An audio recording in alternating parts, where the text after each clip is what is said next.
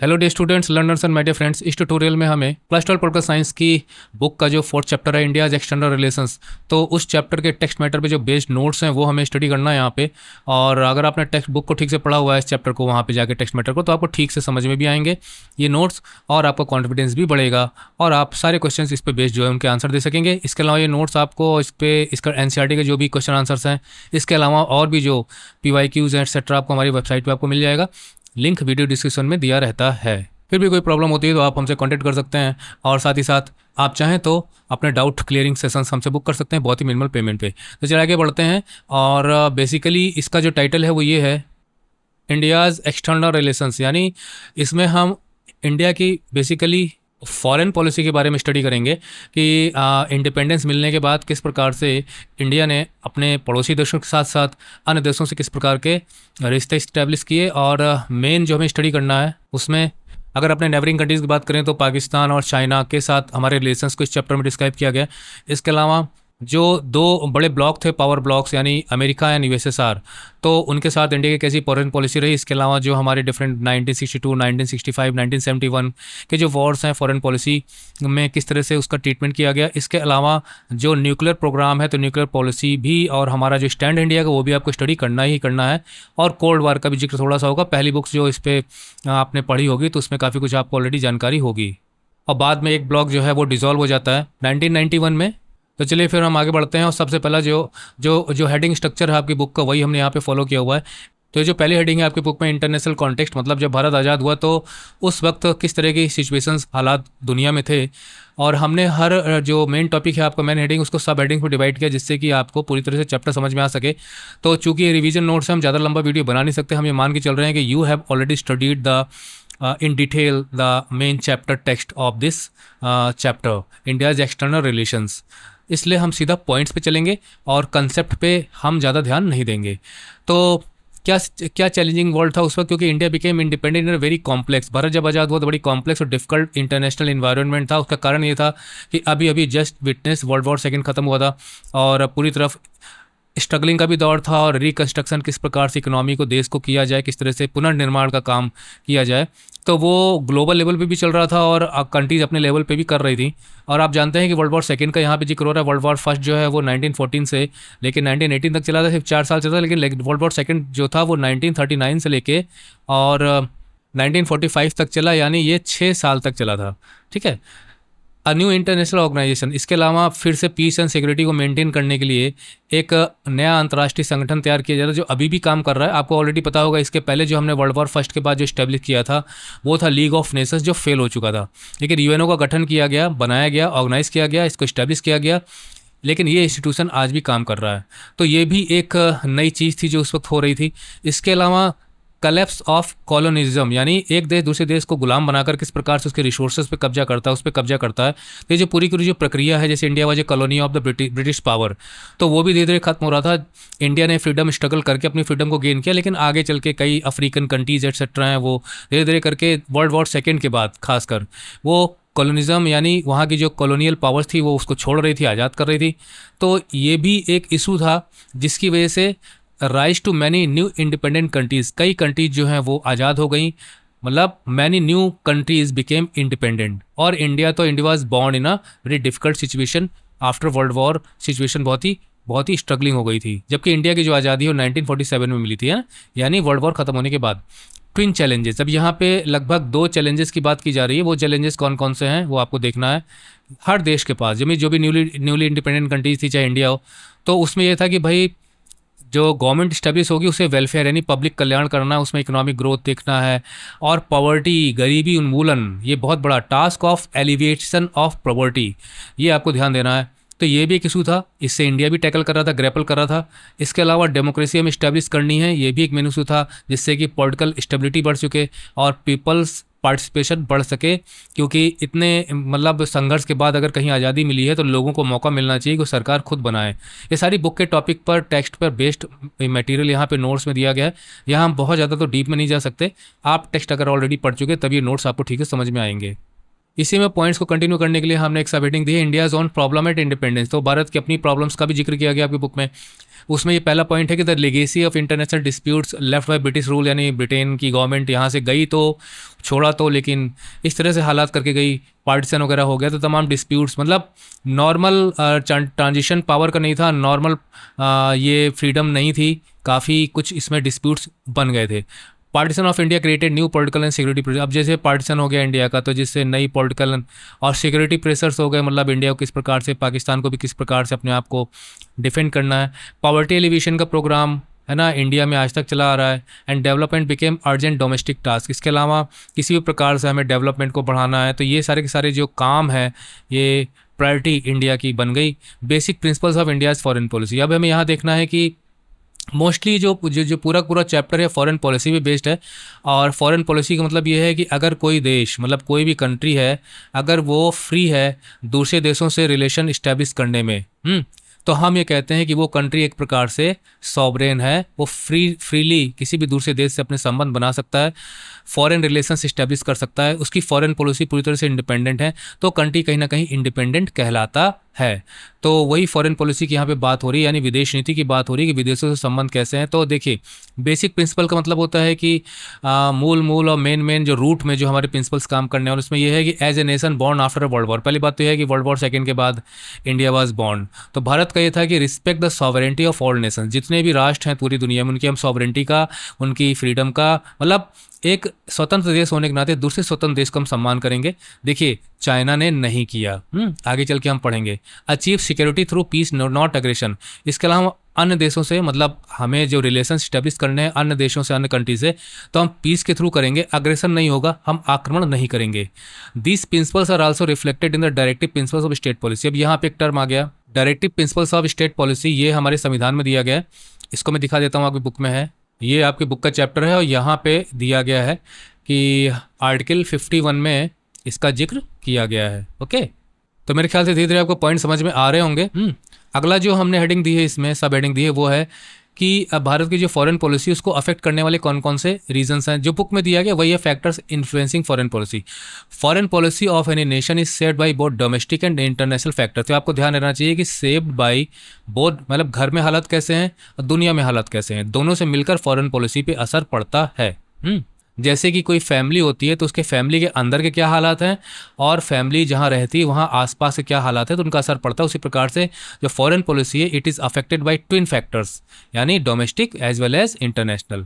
Now, जो देश आज़ाद हुए थे उनमें डेवलपिंग कंट्रीज़ भी थी, इंडिया भी एक डेवलपिंग कंट्रीज़ था।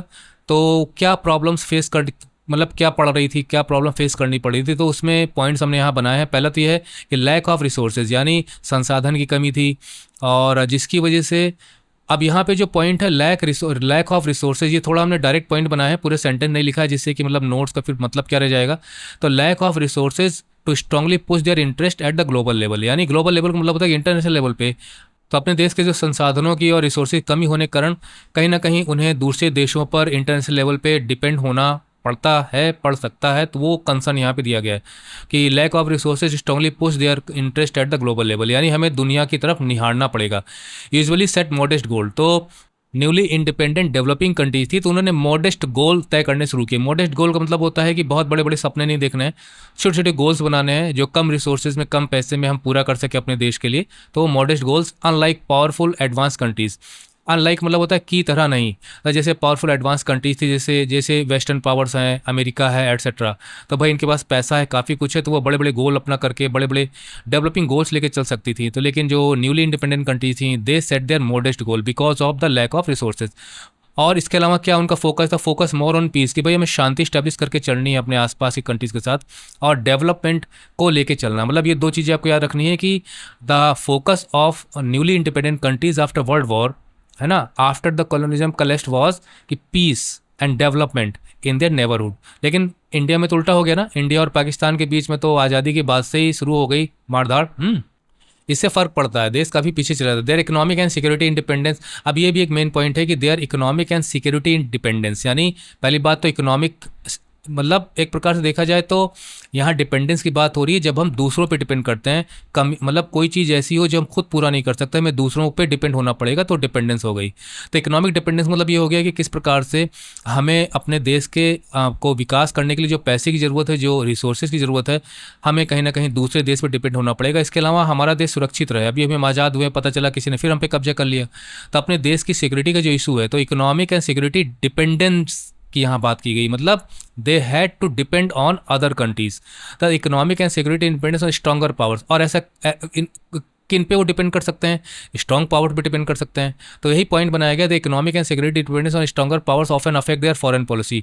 तो किसी भी देश की, खासकर यहाँ पे जो न्यूली इंडिपेंडेंट कंट्रीज, उनकी जो फॉरेन पॉलिसी है, ये फॉरेन पॉलिसी कैसे होनी चाहिए, दूसरे देशों से कैसे रिश्ते हमारे इस्टेब्लिश होने चाहिए, वो इस पे डिपेंड करता था कि हमें सिक्योरिटी कौन प्रोवाइड कर सकता है और हमारी इकोनॉमिक डेवलपमेंट में कौन हमारी सहायता कर सकता है। निश्चित है कि इसमें बड़े बड़े जो दादा लोग थे, है ना, वही होंगे। तो कहीं ना कहीं जो डिपेंडेंट कंट्रीज थी, इंडिपेंडेंट कंट्रीज थी, वो इनका झुकाव इनकी तरफ बढ़ रहा था, जो आगे हम देखेंगे ना। Global situation, international situation world war second के बाद क्या निकल के आई? ध्यान रहे, वर्ल्ड वॉर सेकंड की हम बात कर रहे हैं कि वर्ल्ड वॉर फर्स्ट की बात नहीं कर रहे हैं। वर्ल्ड वॉर सेकंड के बाद न्यू सिचुएशंस क्या बनी? पहली बात तो यह है, the world got divided in two power. दो पावर में पूरा का पूरा वर्ल्ड बढ़ गया, ठीक है। और ये दो पावर ब्लॉक्स कौन कौन से थे? वो थे United States and western allies और Soviet Union and its allies. तो आज की तारीख में आपको सोवियत यूनियन तो नाम कहीं देखने को नहीं मिलेगा, पुराने नक्शों में जरूर देखने को मिलेगा, लेकिन United States and western allies का तो अभी भी चल रहा है भाई सिस्टम, जिसे नाटो के नाम से जानते हैं। आगे हम आएगा टर्म तो हम पढ़ेंगे। और एक नई चीज़ यहाँ निकल के आ रही है, वो है कोल्ड वॉर, जिसे हम कहते हैं शीत युद्ध, ठीक है।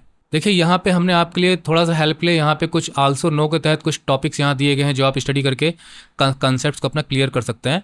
हाँ, मैं थोड़े में बता देता हूँ कि कोल्ड वॉर का मतलब ये था कि अमेरिका और ये जो सोवियत यूनियन के जो, मतलब एक कंट्री नहीं है, इनका अपना ग्रुप था, इनका अपना ग्रुप था, तो ये दोनों एक दूसरे को धमकियाँ देते रहते थे, बहुत ज़्यादा धमकियाँ देते रहते थे, ये कर देंगे वो कर देंगे, लेकिन कभी भी दोनों आपस में भिड़े नहीं, इसलिए इसको कोल्ड वॉर कहा गया है। मतलब they talked about war, they were near war also, है ना। आगे हम चल के, आपने पिछली फर्स्ट बुक में पढ़ा होगा इन सब के बारे में, लेकिन they did not engage in any war, इसलिए इसको कोल्ड वॉर कहा गया। और अगर आपको ज़्यादा जानना है तो 1947 से लेकर लगभग 1991 तक ये कोल्ड वॉर चला, और दो ग्रुपों के अपने अपने जो है संगठन बने थे, वो आगे हम चल के देखेंगे, ठीक है। तो कोल्ड वॉर में कोई भी डायरेक्ट वॉर नहीं होता, बस वॉर की बातें करते रहते हैं, हमले की बातें करते रहते हैं। आर्म्स रेस बढ़ जाती है, स्पेस की रेस बढ़ी, प्रॉक्सी वार्स हो जाते हैं, मतलब डायरेक्ट इंगेज नहीं होते, जैसे पाकिस्तान है, जैसे आजकल के हम देखें तो यूक्रेन को पीछे से अमेरिका और वेस्टर्न पावर सपोर्ट कर रही हैं, है ना। वो खुद नहीं लड़ रही हैं, लड़ तो यूक्रेन रहा है। ऐसी कई जगहों पे जो है सपोर्ट दे देते थे, खुद इंगेज नहीं होते थे, और कंट्रीज भिड़ी रहती थी ना, जैसे कोरियन है, वियतनामीज वॉर, अफगानिस्तान वगैरह भी रहे हैं।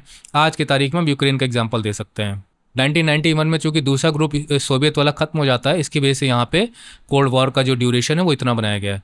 इसके अलावा many developing countries aligned themselves with either of the two blocks. तो जितनी भी डेवलपिंग कंट्रीज थी, उनमें से ज़्यादातर कंट्रीज ने अपने आप को अलाइन कर लिया, जोड़ लिया इन दो ब्लॉक से, मतलब कोई इनके साथ चला गया, कोई इनके साथ चला गया, और बदले में इन्हें in exchange for aid, credits and protection, यानी अगर हम अमेरिका जैसे दादा के साथ अगर चले जाते हैं तो हमें पैसा भी मिलेगा, और साथ ही साथ हमें प्रोटेक्शन भी मिलेगा और क्रेडिट मिलेगा, और थोड़ा सा हम भी भाई, हम अमेरिका के साथ हैं, है ना, अपना सीना तान के चल सकेंगे, हमें डर नहीं है।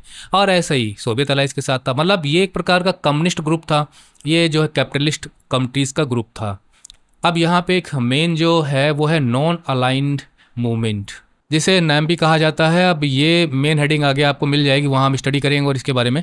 एन अल्टरनेटिव एक्सपेरिमेंट, मतलब एक प्रकार का एक्सपेरिमेंट था। पहला तो ये था कि भाई दो ब्लॉक्स में किसी एक के साथ चले जाओ, लेकिन इसके अलावा कोई अगर ऑप्शन है तो उस ऑप्शन का एक एक्सपेरिमेंट था, जहाँ पे newly independent nations chose not to formally align with either power bloc, यानी ना हमें जाना है इस ब्लॉक के साथ, ना हमें जाना है इस ब्लॉक के साथ। तीसरा एक एक्सपेरिमेंट चल रहा था, वो था नॉन अलाइंड मूवमेंट, यानी गुट निरपेक्ष आंदोलन, यानी हम दोनों गुटों में से किसी के साथ नहीं जाएंगे, बल्कि हम इनसे अलग रहेंगे। तो वो क्या हो सकता है, उसके लिए एक नया मूवमेंट शुरू हुआ। मतलब we are not going to align either with America and its group and Soviet Union and its group ना। तो वो था नॉन अलाइंड कंट्रीज़ का ग्रुप।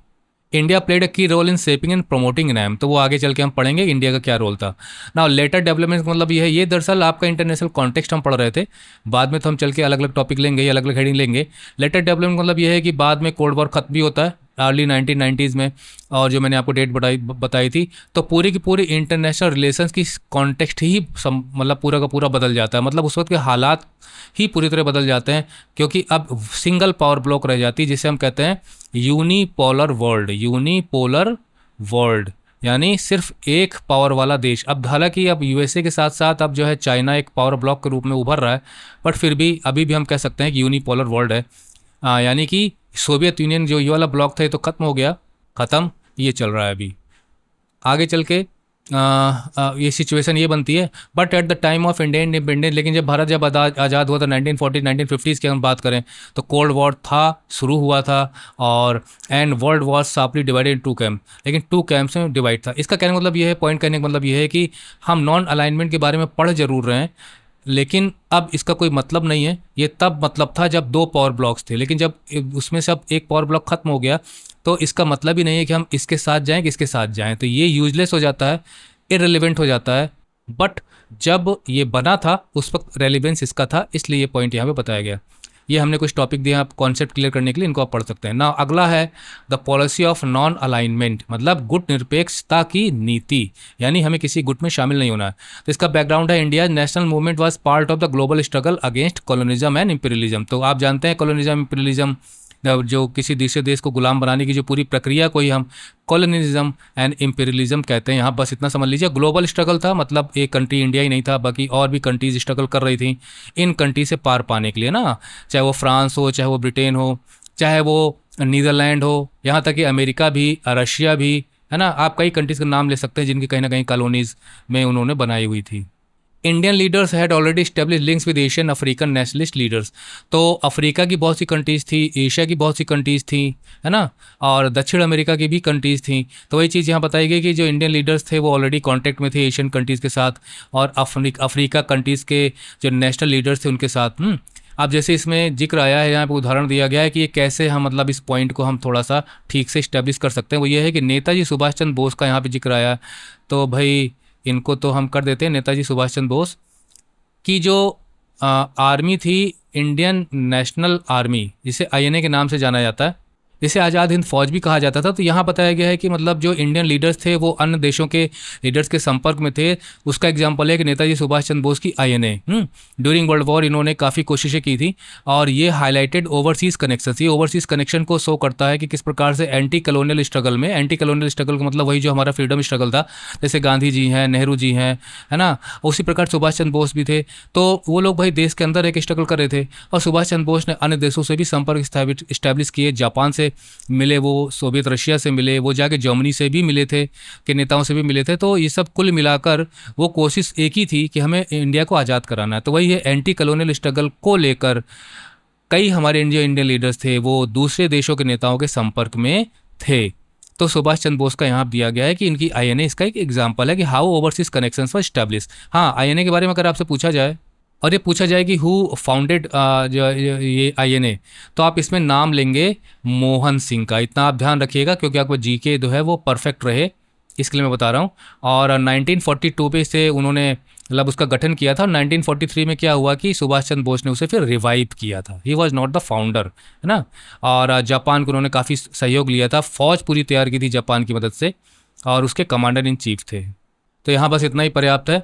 और इसके अलावा जो अगला दिया गया, India's foreign policy after independence was influenced by, यानी भारत आज़ाद होने के बाद उसकी फॉरेन पॉलिसी पे किसका असर पड़ा। तो फ्रीडम मूवमेंट आइडियल्स, इसे आपको थोड़ा सा मतलब देखिए समझ में ना भी आ रहा हो तो भाई आपको बुक थोड़ा सा पढ़ना चाहिए। कि जब हम फ्रीडम स्ट्रगल में थे, आज़ाद नहीं थे, 1947 के पहले की बात है, तो उस वक्त हमारी जो थॉट प्रोसेस थी, हमारी जो अच्छे हमारी जो मतलब जो आइडियल्स थे, आदर्श थे, हमें ये करना है, हमें आगे चल के भारत आज़ाद जो है ये देश इस तरह का बनाना है। तो हमारे जो फ्रीडम मूवमेंट आइडियल्स थे, यानी एंटी कॉलोनिज्म मतलब कोई देश दूसरे देश का गुलाम नहीं होना चाहिए, एंटी इंपीरियलिज्म मतलब समाजवादी ताकत के खिलाफ थे, पीस चाहिए, और सॉवरेंटी यानी इंडिया को फ्रीडम दिलानी है, इंडिया को फ्री करना है। इसके अलावा जो कोल्ड वॉर कॉन्टेक्स्ट भी, मतलब ये फ्रीडम मूवमेंट के जो आइडियल्स थे ही, इससे हमारी फॉरेन पॉलिसी किसी मतलब कोई भी देश हो, उस देश का जो बैकग्राउंड होता है, जो उसकी हिस्ट्री होती है ना, वो तो उसकी फॉरेन पॉलिसी को प्रभावित करेगी, है ना। इसी प्रकार से कोल्ड वॉर भी उस वक्त चल निकला था। तो जो ग्लोबल राइवलरी थी, इंटरनेशनल राइवलरी थी कि भाई दोनों दो ग्रुप में खासकर बढ़ गया था पूरा का पूरा विश्व, तो उनके बीच जो प्रतिद्वंद्विता थी, जो दुश्मनी पैदा हो रही थी बिटवीन यूएस एंड यूएसएसआर, तो उसकी वजह से भी भारत की फॉरेन पॉलिसी प्रभावित थी। यानी इंडिया की जो फॉरेन पॉलिसी है उसे ये देखना पड़ रहा था कि हमारे आइडियल्स क्या हैं और किस प्रकार से हमें इस सिचुएशन को भी हैंडल करना है। कोल्ड वॉर में किसी एक को नाराज तो हम नहीं कर सकते। इसके अलावा तीसरा, events like the formation of UN. अब यूएनओ का गठन हो चुका था तो इंडिया तो उसका एक प्रकार से फाउंडिंग मेंबर बन गया था। न्यूक्लियर वेपन्स डेवलप हो रहे थे और कम्युनिस्ट तो चाइना तो आज भी कम्युनिस्ट कंट्री है, तो वो भी धीरे धीरे स्ट्रांग होता चला जा रहा था और डीकोलोनाइजेशन भी हो रहा था। मतलब मैनी न्यू इंडिपेंडेंट कंट्रीज जो हैं वो they were rising, they were gaining their independence. तो ये हैं भारत की फॉरेन पॉलिसी को इफेक्ट करने वाले कुछ कारण जो आपकी बुक में दिए गए हैं, है ना। तो ये सब आप ठीक से समझते रहिए। अब आता है बात यह है कि अब मेन हमें, उस वक्त प्रधानमंत्री तो जवाहरलाल नेहरू थे, है ना, सबसे ज़्यादा लंबे समय तक फिलहाल तो सर्विंग टेन्योर इन्हीं का रहा है। तो Jawaharlal Nehru India first prime minister also served as foreign. हाँ, ये भी आपको याद रखना है कि जब तक वो अपने पद पे बने रहे उन्होंने किसी दूसरे को फॉरेन मिनिस्टर बनाया ही नहीं, मतलब विदेश मंत्री किसी को नहीं बनाया। फॉरेन पॉलिसी जो होती है वो फॉरेन मिनिस्टर हैंडल करते हैं उसको, उसकी जो मिनिस्ट्री होती है, लेकिन खुद ही वो बने रहे, इसको आपको ध्यान में रखना, ठीक है। एंड 1964 तक, मतलब जब तक वो रहे, है ना, he died that in that year. He had the strongest influence shaping India's foreign. तो इंडियाज फॉरेन पॉलिसी को शेप करने का मतलब होता है कि इंडियन फॉरेन पॉलिसी को कैसे रखना है, वो तो पूरा योगदान नेहरू का ही था, मतलब he should be held responsible. तो अब नेहरू की फॉरेन पॉलिसी के मेन ऑब्जेक्टिव्स क्या थे, है ना, आपके टेक्स्ट मैटर पे आधारित हमने सारी हेडिंग्स बनाई हैं, उनके सब पॉइंट दिए। पहली बात कि इंडिया के आज़ाद होने के बाद भारत की जो फॉरेन पॉलिसी है किस प्रकार से वो खुद को हैंडल करेगी, मतलब दूसरे देशों से संबंध इस्टेब्लिश करने के साथ साथ किस प्रकार से भारत के फ्रीडम आइडियल्स को भी फॉलो करना है। तो पहला है प्रिजर्व इंडिया सॉवरेंटी, हमारी आज़ादी को ठीक ठाक बना, मतलब सुरक्षित रखना है। Freedom to make independent decision, जो मैंने ऑलरेडी आपको समझाया कि सॉवरेंटी का इंडिपेंडेंट डिसीजन से क्या संबंध है। प्रोटेक्ट टेरिटोरियल इंटीग्रिटी, मतलब भारत देश की जो ज़मीन है ना, कोई इस पर कब्जा न करने पाए, यानी defend India's border. Promote rapid economic development, Bharat का विकास तेज़ी से होना है और इसके साथ साथ नॉन अलाइनमेंट के पथ पर चलना है, हमें किसी भी ब्लॉक से अपने आप को जोड़ना नहीं है। तो ये सारे के सारे जो मेन गोल्स थे नेहरू के फॉरेन पॉलिसी के, आपको याद रखना है। नाउ भारत में और भी पॉलिटिकल पार्टीज़ हैं, उनका क्या रिएक्शन था, तो दैट इज़ वाई अपोजिशन। वैसे साथ देखिए, आप चाहें तो सारे पॉइंट्स को इकट्ठा ले सकते हैं, जैसे नेहरूज रोल लिया, सारे पॉइंट इकट्ठा लिख लीजिए अगर आप नोट्स बना रहे हो तो। लेकिन हमने इसको डिवीजन इसलिए दिया जिससे कि आपको थोड़ा सा क्लियरिटी मिलती चले कि वास्तव में पॉइंट्स कहाँ कहाँ पे किन किन हेडिंग्स को एड्रेस करते हैं। तो विरोध भारत में भी था, सम लीडर्स एंड, अब जैसे मान लीजिए कि भाई हमें ना इस ग्रुप से मिलना ना इस ग्रुप से मिलना है, हमें तो नॉन अलाइनमेंट कंट्रीज़ के साथ साथ रहना है। तो some leaders and parties wanted India to tilt, मतलब कुछ पार्टीज़ का ये था कि भाई यूएस ब्लॉक की तरफ थोड़ा सा हमें झुकना चाहिए, because it claim to be pro democracy, क्योंकि जो यूएसए में डेमोक्रेसी थी और जो यूएसए का जो ग्रुप था जिसे हम नाटो कहते हैं, जो आगे चल के आएगा तो हम देखेंगे, उसमें जो कंट्रीज़ थी वहाँ पे डेमोक्रेसी थी। लेकिन सोवियत यूनियन के साथ जो कंट्रीज़ जुड़ी हुई थी उनके ब्लॉक में, जिसका नाम था, मैं आपको बता ही दूँ, उसका वार्सो था। मतलब नाटो जो है नॉर्थ अटलांटिक ट्रीटी ऑर्गेनाइजेशन थी, और वार्सो जो है एक पैक्ट था जिसमें सोवियत यूनियन उसके साथ मिली हुई कंट्रीज़ थी। तो ये कम्युनिस्ट कंट्रीज थी, यानी साम्यवादी देश थे वो, आप ऑलरेडी जानते होंगे कम्युनिज्म क्या होता है। तो कुछ जो जो डेमोक्रेटिक समर्थक थे भाई, उनका ये था कि यूएस ब्लॉक की तरफ हमको जाना चाहिए। इसमें कुछ नाम आपकी बुक में दिए गए हैं, जैसे यहाँ पे कुछ नाम दिए गए हैं, तो भाई हम इनको तो हाईलाइट कर ही देते हैं। Doctor B R. अम्बेडकर जी हैं, भारतीय जनसंघ, ये पार्टी थी भारतीय जनसंघ। लेटर स्वतंत्र पार्टी, मतलब यहाँ पे एक नाम दिया गया, बाकी यहाँ पे पार्टी दी है। तो इनका क्या था कि प्रो यूएस स्टैंस था। प्रो यूएस स्टैंस मतलब ये हो गया कि भाई भारत को अमेरिका के गुट की नज़दीक होना चाहिए, भले आप नॉन अलाइंड है। But Nehru had enough freedom and influence to pursue his independent vision. लेकिन नेहरू हैड इनफ फ्रीडम, मतलब नेहरू थोड़े आज़ाद ख्याल के थे और उनकी पॉलिसी में उनका इन्फ्लुएंस था, वो था कि हमें इंडिपेंडेंट विजन रखना है। विजन मतलब ये है कि आगे चल के पूरे इंटरनेशनल लेवल पे आगे बढ़ना कैसे है, वो आपका विजन है, और वो विजन हमारा इंडिपेंडेंट होना चाहिए। अगर हम यूएसए ग्रुप में शामिल होंगे तो लिमिटेड हो जाएंगे, यूएसएसआर ग्रुप में शामिल होंगे तो ब्लॉक में शामिल तो लिमिटेड हो जाएंगे। इंडिपेंडेंट रहने के लिए नैम इज़ बेटर। तो इसके लिए उन्होंने जो नीति अपनाई वो थी डिस्टेंस फ्रॉम टू कैंप्स, ये आपकी बुक में दिया गया है। ये जो हमारा जो मेन हेडिंग है, ये जो मेन हेडिंग है हमारी the policy of non alignment, इसी में नेहरू का है। जो रेड कलर से हमने हेडिंग दी है, ये हेडिंग आपकी बुक की है, नीले वाली हमारी दी हुई हेडिंग्स है। तो दो कैंप्स, यानी यूएसए और सोवियत यूनियन के कैंप से अपने आप को दूरी रखना, इसे कहा जाता है policy of non alignment. India aimed for peaceful world order, यानी दुनिया में शांति होनी चाहिए। Avoid joining US led NATO and USSR led wars. अब यहाँ पे ये आ गए हैं तीन, दोनों नाटो आ गया है एंड वार्सो पैक्ट। देखिए आप जानते हैं कि 1945 में यूएनओ का गठन हुआ, यू ऑलरेडी नो इट, और इनमें इन दोनों का काफ़ी प्रभाव था। जो नाटो है ये 1949 में इसको फॉर्म किया गया था। शुरू में इसमें 12 कंट्रीज़ थी, लेकिन अब इसमें 32 कंट्रीज़ हैं। जो लेटेस्ट एंट्री है इसमें स्वीडन है। इसका जो मेन मकसद था उनमें से एक मकसद था कि यूएसएसआर को काउंटर करना है, जिसे सोवियत यूनियन के नाम से आप जानते हैं। और इसी के मतलब जब ये पहले बना, फिर उसके बाद जाके 1955 पे ये एक संधि की गई, एक पैक्ट बनाया गया जिसे वार्सो पैक्ट के रूप में जाना जाता है। और इसमें सोवियत यूनियन और उसका पूरा जो ईस्टर्न ब्लॉक शामिल था। अगर आप वो युद्ध उसमें देखेंगे आप नक्शे में, तो आप जर्मनी से सीधा चलिए और जर्मनी के बीच में बीचों में लाइन खींच दीजिए। ईस्टर्न जो पूरा पार्ट था, पोलैंड वगैरह सब मिला के, और जर्मनी का आधा हिस्सा सब इस ब्लॉक में शामिल था, इस पैक्ट में शामिल था। इनके ग्रुप में रशिया सबसे बड़ा कंट्रीज था, लेकिन 1991 में ये जाके जो है डिज़ोल्व हो जाता है, सब आज़ाद हो जाते हैं। रशिया अब एक अलग कंट्री के रूप में, सबसे बड़े देश के रूप में है, वो इसी का हिस्सा था। Supported UN peace keeping efforts, यानी भारत को जो है इन दोनों से दूरी बना के रखना है, that is called distance from two camps. और साथ में जो यूएनओ का यानी यूनाइटेड नेशंस ऑर्गेनाइजेशन का, संयुक्त राष्ट्र संघ की जो पीस कीपिंग एफर्ट्स हैं, है ना, उसको सपोर्ट करना है। और कोल्ड वार के टेंशन को ख़त्म करने के लिए हम क्या कर सकते हैं, उसको हमें करना है। सारी पॉलिसी मैटर्स हैं जो आपको पढ़ने हैं। इसके अलावा भारत ने एक इंडिपेंडेंट स्टैंड इंडिया का, यहाँ पे कुछ एग्जांपल आपकी बुक में दिए गए हैं कि भारत ने मतलब अगर आप नाटो के साथ जुड़े हैं तो नाटो जो स्टैंड लेगा आपको सपोर्ट करना पड़ेगा। अगर आप वार्सो पैक्ट के तहत, अगर आप सोवियत यूनियन के साथ हैं तो जो ये स्टैंड लेगा आपको सपोर्ट करना पड़ेगा। लेकिन भारत एक नॉन अलाइन कंट्री था, मतलब इन दोनों के साथ अलाइन नहीं था, तो उसका इंडिपेंडेंट स्टेट था। यहाँ पे कुछ एग्जाम्पल दिए गए हैं, वो एग्जाम्पल जैसे कि यहाँ पे स्वेज कैनाल क्राइसिस का जिक्र है, 1956 में हंगरी का क्राइसिस है। स्वेज कैनाल क्राइसिस में पॉइंट जो पढ़ना है कि उसमें India strongly oppose Britain's attack on Egypt. Egypt ने नेशनलाइजेशन किया था स्वेज कैनाल का, जो वहाँ पे नहर है, और उसकी वजह से इस पे अटैक कर दिया गया था। ब्रिटेन, फ्रांस, इजराइल, इन लोगों ने मिलकर अटैक कर दिया था। तो भारत ने इसका विरोध किया कि इट इज़ नॉट गुड। और ये एंटी कॉलोनियल स्टैंड था, मतलब कि भाई जितनी पावर्स थी, ये जो आपकी जो ब्रिटेन है, फ्रांस है, कॉलोनियल पावर थी, और इजिप्ट एक इंडिया की तरह एक देश था जो कॉलोनी था किसी का, कोई कॉलोनियल पावर नहीं थी। तो इजिप्ट का साथ दिया इंडिया ने। इसी तरह अब देखिए यहाँ पे इंडिपेंडेंट अगर हम स्टैंड की बात करें तो 1956 में स्वेज कनाल क्राइसिस में इसने जो वेस्टर्न ब्लॉक की कंट्रीज़ के आक्रमण का विरोध किया। वहीं पे 1956 में जब हंगरी क्राइसिस हुआ, है ना, हंगरी का मतलब ये है कि हंगरी क्राइसिस में देखिए इसमें जो है वेस्टर्न पावर ब्लॉक की कंट्रीज़ ने अटैक किया, और इसमें जो है वो सोवियत यूनियन ने अटैक किया, मतलब इस यूएसएसआर लेड ग्रुप ने अटैक किया। तो इंडिया ने क्या किया, India avoided condemning the USSR. तो इंडिया ने चुप्पी साध ली अपनी, उसने इसको कंडेम किया ही नहीं, इसकी आलोचना की नहीं, showing the difficulty of balance. तो ये आपको ध्यान देना है कि दोनों पावर से अलग रहने के बाद भी क्या इशू बनता था कि यहाँ पे इंडिया ने जो है सपोर्ट किया, इजिप्ट का सपोर्ट किया और अगेंस्ट चला गया इस पावर ब्लॉक के।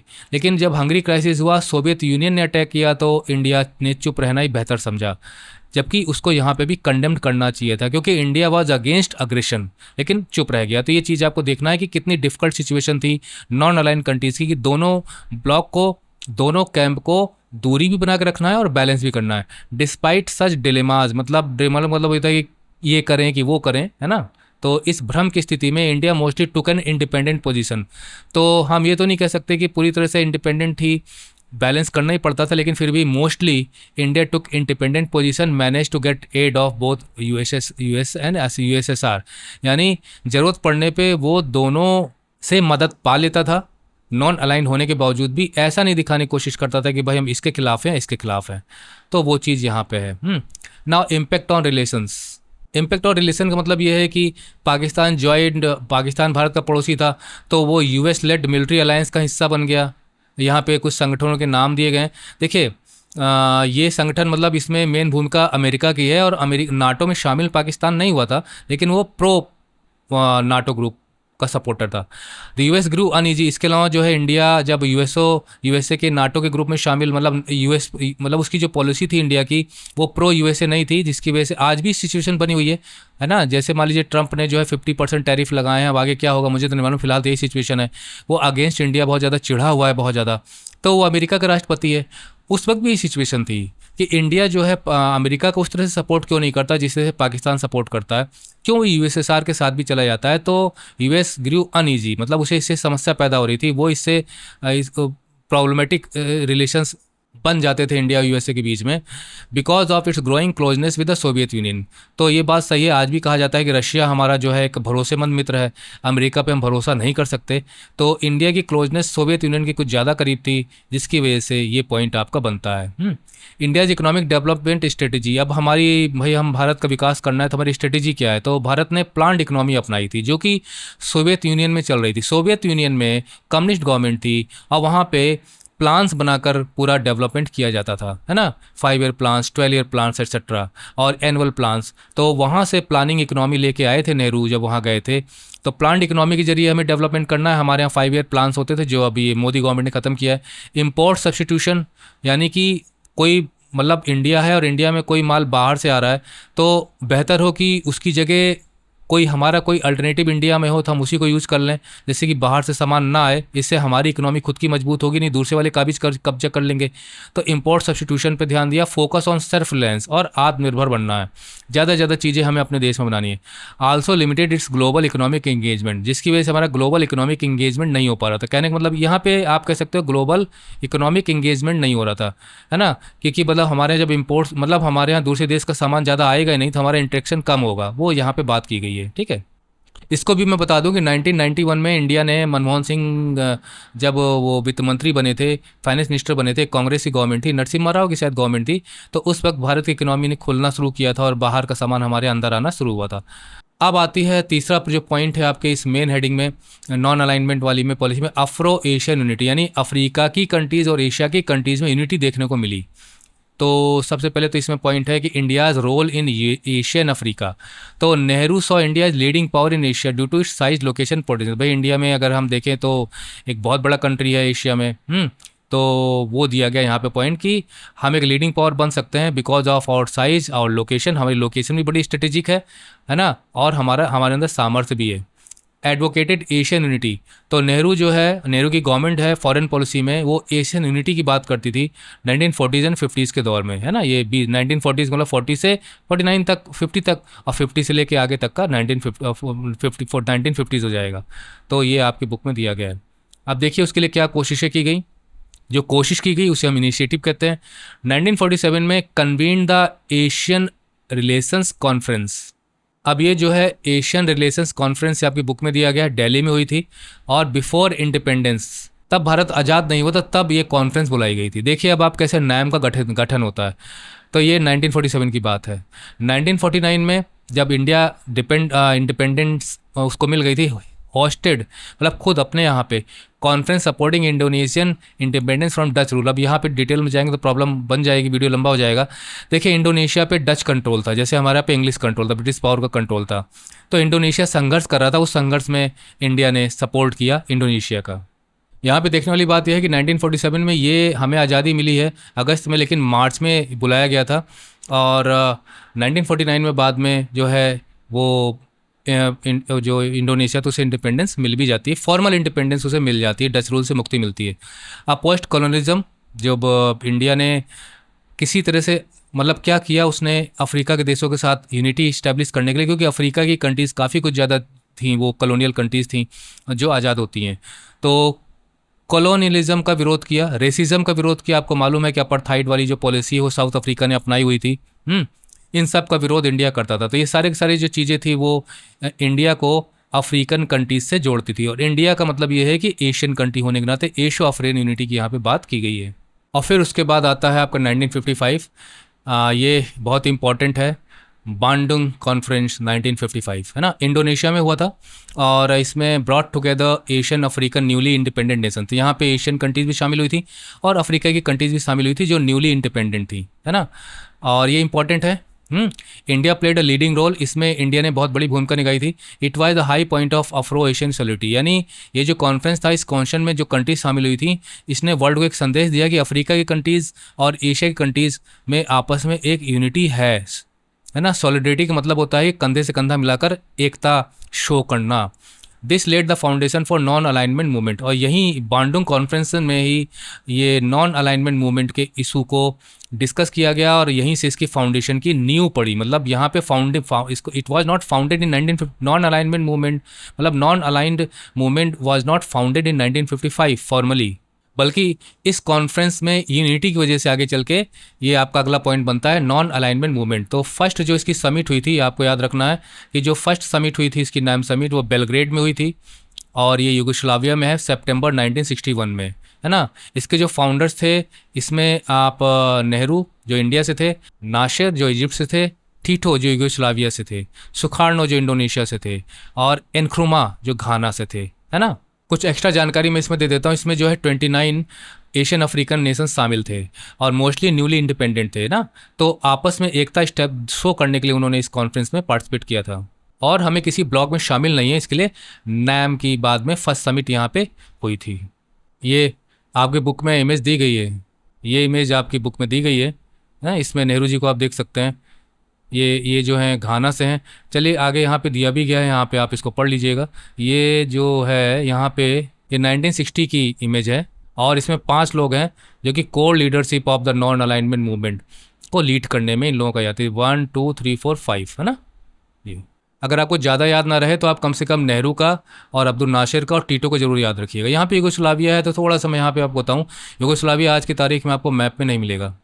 1918 में इसका फॉर्मेशन हुआ था फर्स्ट वर्ल्ड वॉर के बाद और बाद में मतलब इसमें कई इतनी कंट्रीज शामिल थी, तो लगभग 1991 में फिर इसमें सिविल वॉर वगैरह शुरू हो जाते हैं, लगभग 2008 तक आते आते, है ना।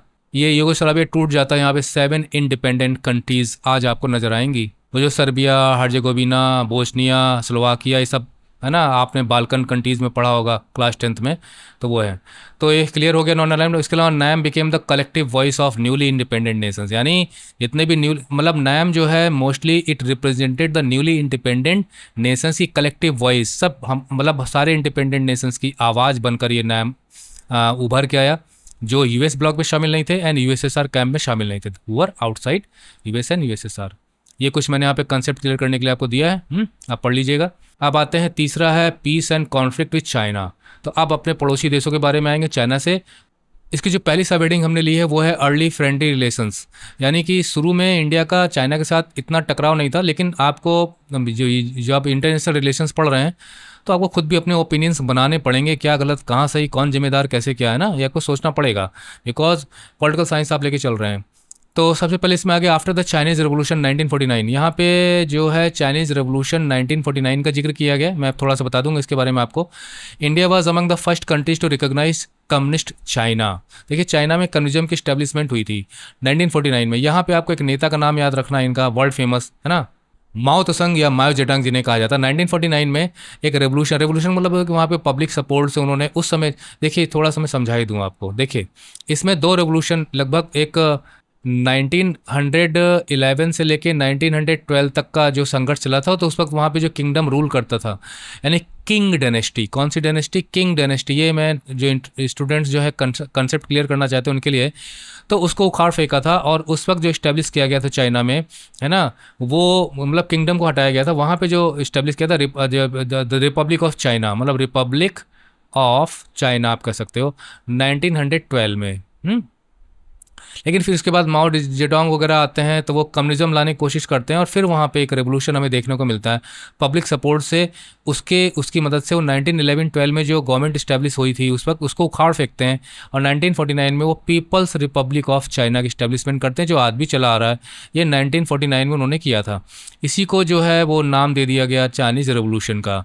और फिर तो आप क्या बताया जाए, चाइना तब से आगे बढ़ता ही चला जा रहा। और ये जो 1911-12 में जो गवर्नमेंट थी, ये भाग कर शिफ्ट करती है एक द्वीप में जो आज ताइवान के नाम से जाना जाता है। और ताइवान में रिपब्लिक ऑफ चाइना, वो कहता है कि हम असली चाइना ये कहते हैं हम असली चाइना।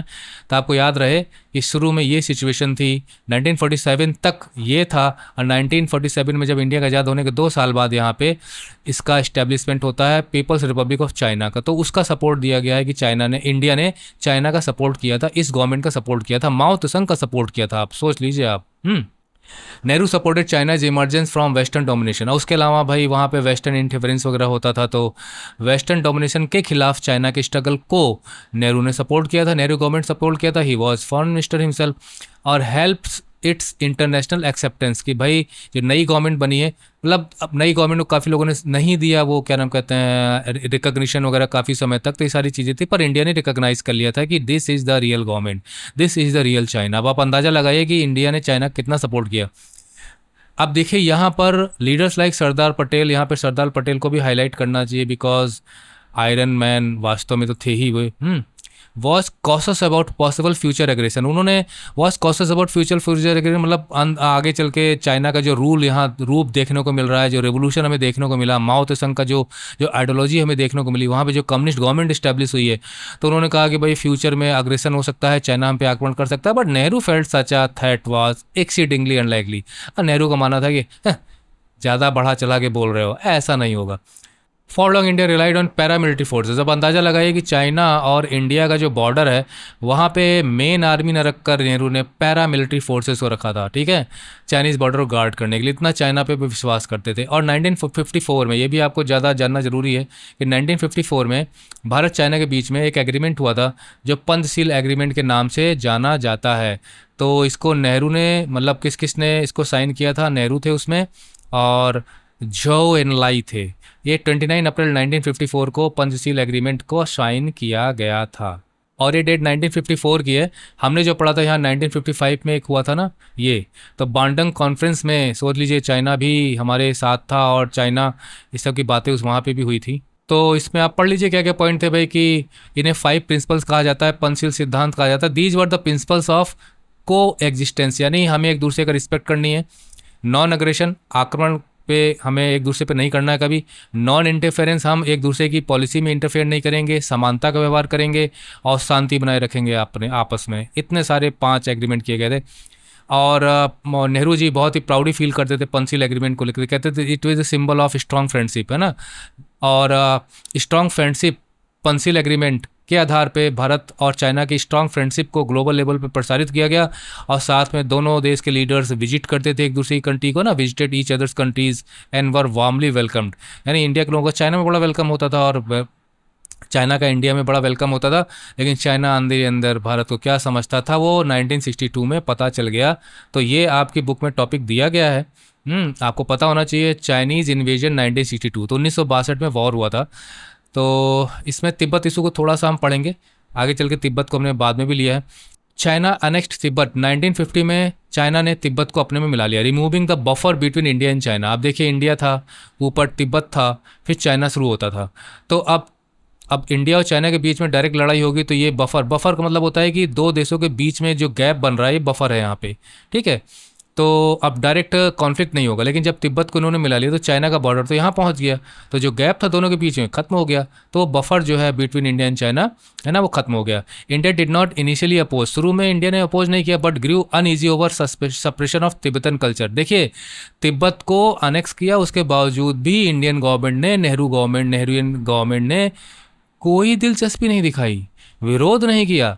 लेकिन बाद में जब उसने धीरे धीरे करके, चाइना ने आज भी कार्यक्रम जारी है, आज भी उसका कार्यक्रम जारी है कि तिब्बतन कल्चर को धीरे धीरे नष्ट करना और कम्युनिस्ट आइडियोलॉजी को वहाँ पे इस्टेब्लिश करना। तो ये तिब्बतन कल्चर का सप्रेशन स्टार्ट हुआ, तब जाके थोड़ा थोड़ा इंडियन गवर्नमेंट सस्पिशस, मतलब ये तो इंडिया, ये चाइना का तो अलग ही रूप नज़र आ रहा है। और उसी समय जो दलाई लामा है, तो इनको भी आपको थोड़ा सा जानना पड़ेगा। दलाई लामा जी को आपकी बुक में दिया गया है इमेजेस वगैरह, कि वो तिब्बत छोड़ के फिर भाग जाते हैं और इंडिया में आके अजाइलम मांगते हैं, मतलब शरण मांगते हैं। 1959 की घटना है, और इंडिया शरण देता है, एक अच्छी बात थी। दलाई लामा इंडिया में आज भी रहते हैं।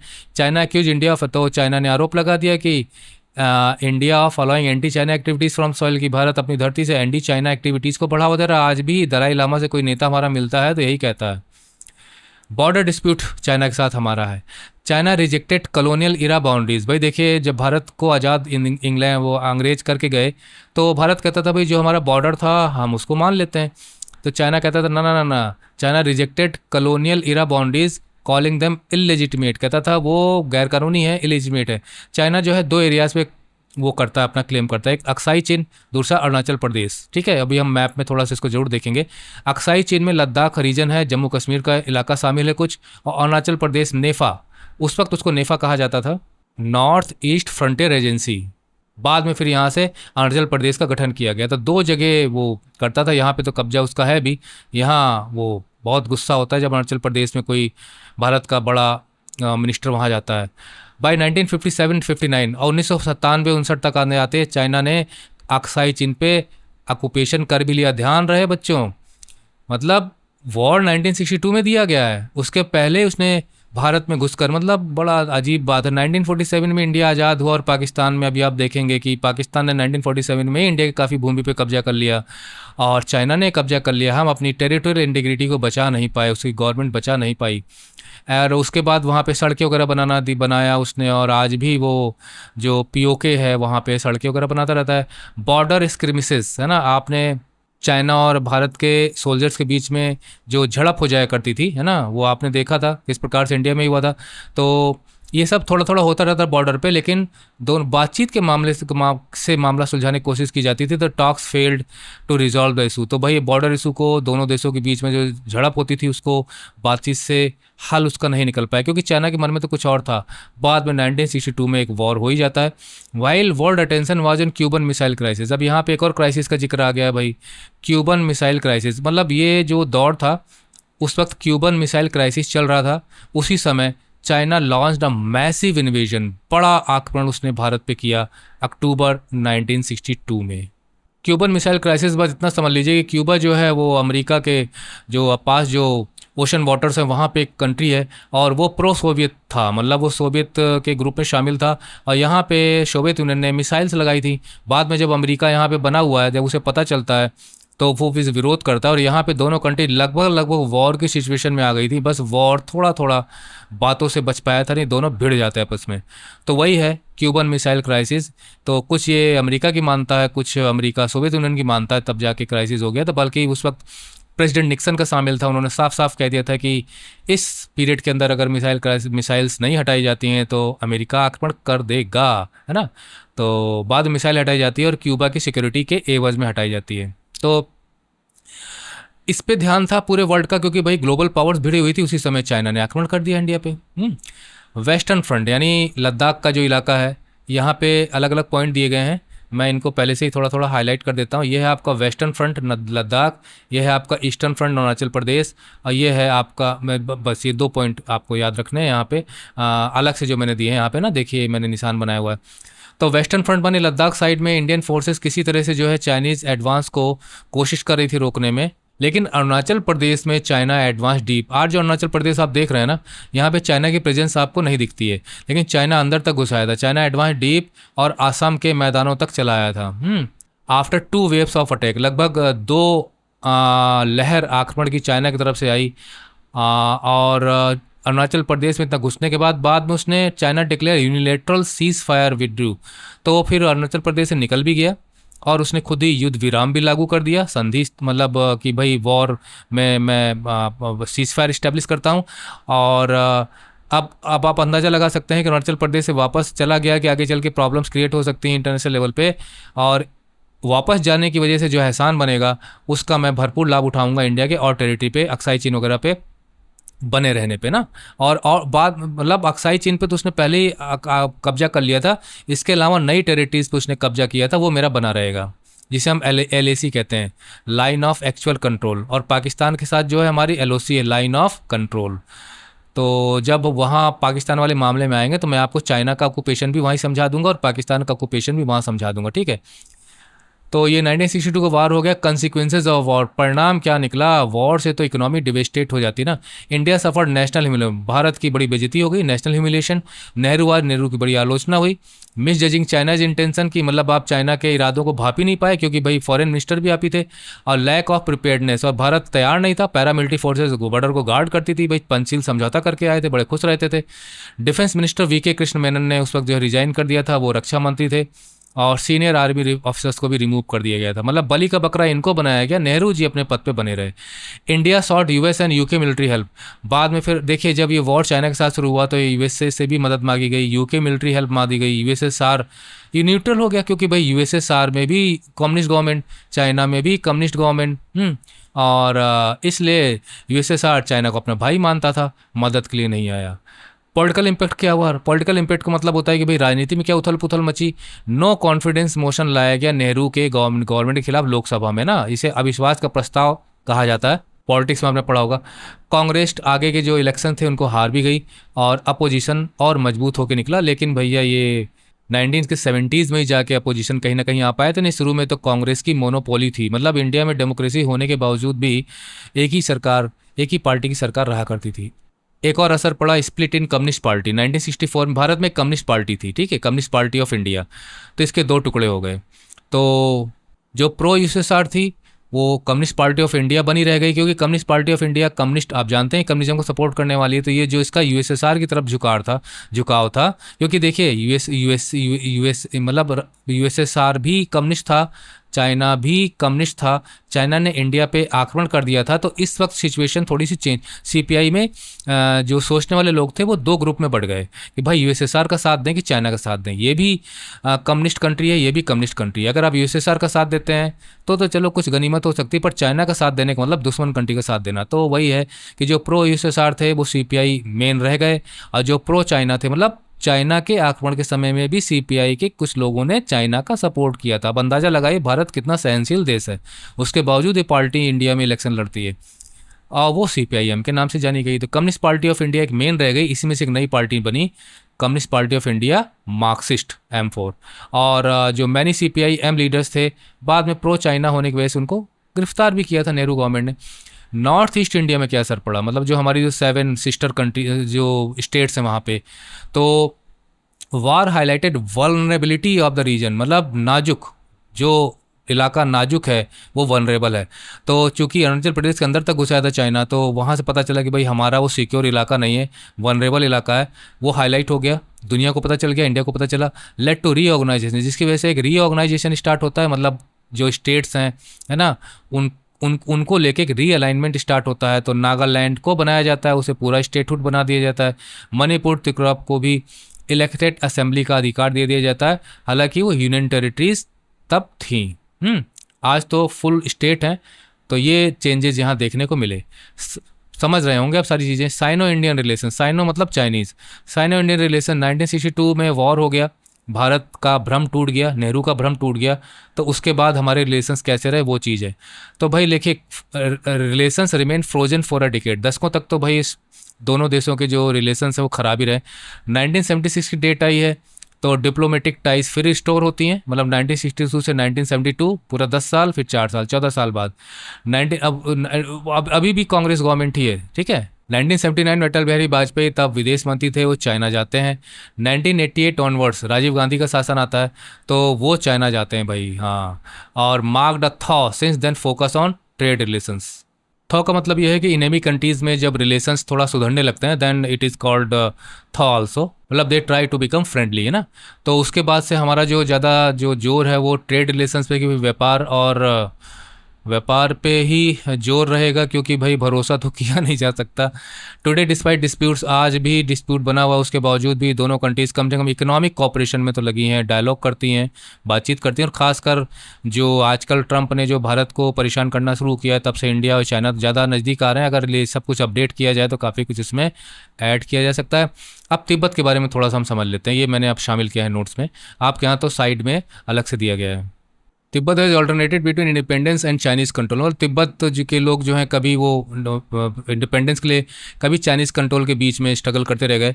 1950 में, मतलब यहाँ पे डेट दी गई, चाइना ने तिब्बत पे पूरी तरह कंट्रोल कर लिया और large sections of Tibetan oppose Chinese rule, है ना। इंडिया की क्या पोजीशन रही है? नेहरू गवर्नमेंट थी, try to persuade China to give the, वो चाइना को मनाने की कोशिश करते रहे कि भैया आप तिब्बत को इंडिपेंडेंस दे दो, इंडिपेंडेंस पूरी तरह ना दे तो ऑटोनॉमी दे दो। आज भी जो है वो चाइना यही कहता है कि भाई ऑटोनोमस टेरिटरी है हमारी ये Tibet, but it is not so. 1954 में जब पंसील एग्रीमेंट हुआ था तो इनडायरेक्टली अब देखिए 1950 में घटना घट चुकी थी, उसके बावजूद भी नहीं समझ में नहीं आया कि मतलब ये क्या इनके मन में है। 1954 में पंसील एग्रीमेंट हुआ, indirectly recognise Tibet as part of. तो जब मतलब 1950 में इन अब थोड़ा समय यहाँ पे आपको ओपिनियन जनरेट करने की कोशिश करो। 1950 में ऑलरेडी तिब्बत को ऑक्यूपाई कर लिया, उसके बाद 3 साल बाद चौथे साल आप 1954 में जाके अगर आप पंसील एग्रीमेंट कर रहे हो, इसका मतलब आप चाइना को सपोर्ट कर रहे हो। तो चाइना के तिब्बतन ऑक्यूपेशन को भी आपने सपोर्ट ही किया। तो वही चीज़ यहाँ लिखी गई है कि पंसील एग्रीमेंट ने एक प्रकार से तिब्बत को रिकॉग्नाइज कर दिया as a part of China, है ना। और उसमें एक टेरिटोरियल इंटीग्रिटी क्लॉज था कि हम एक दूसरे की टेरिटरी का वो करेंगे, सम्मान करेंगे। उसके बाद in the 1950s and 60s, मतलब इसके 10 साल इसके 10 साल, 20 सालों की बात है, party like socialist and Jana Sangh openly supported Tibetan independence. अब देखिए यहाँ पे जो सोशलिस्ट पार्टीज़ हैं, जनसंघ पार्टीज़ हैं, उन्होंने तिब्बतन इंडिपेंडेंस का सपोर्ट किया। जो समाजवादी पार्टियाँ हैं और जो जनसंघ, आज भारतीय जनता पार्टी जनसंघ की जगह है, ठीक है। दलाई लामाज विजिट इन 1956 में जो आपकी बुक में लिखा गया है कि वहाँ के जो प्राइम मिनिस्टर थे चाइना के, झाओ एन लाई, है ना, जो पंसील एग्रीमेंट में उन्होंने साइन किए थे नेहरू के साथ मिलके, तो वो जब इंडिया आए थे तो उनके साथ दलाई लामा आए थे। तो उसका पॉइंट यहाँ दिया गया कि Dalai Lama's visit warned Nehru about worsening situation. तो वहाँ जब वो इंडिया आए तो उन्होंने नेहरू को बताया था कि तिब्बत में सिचुएशन ख़राब होती चली जा रही है। उन्होंने एक मतलब इन्फॉर्मेशन दी थी नेहरू को।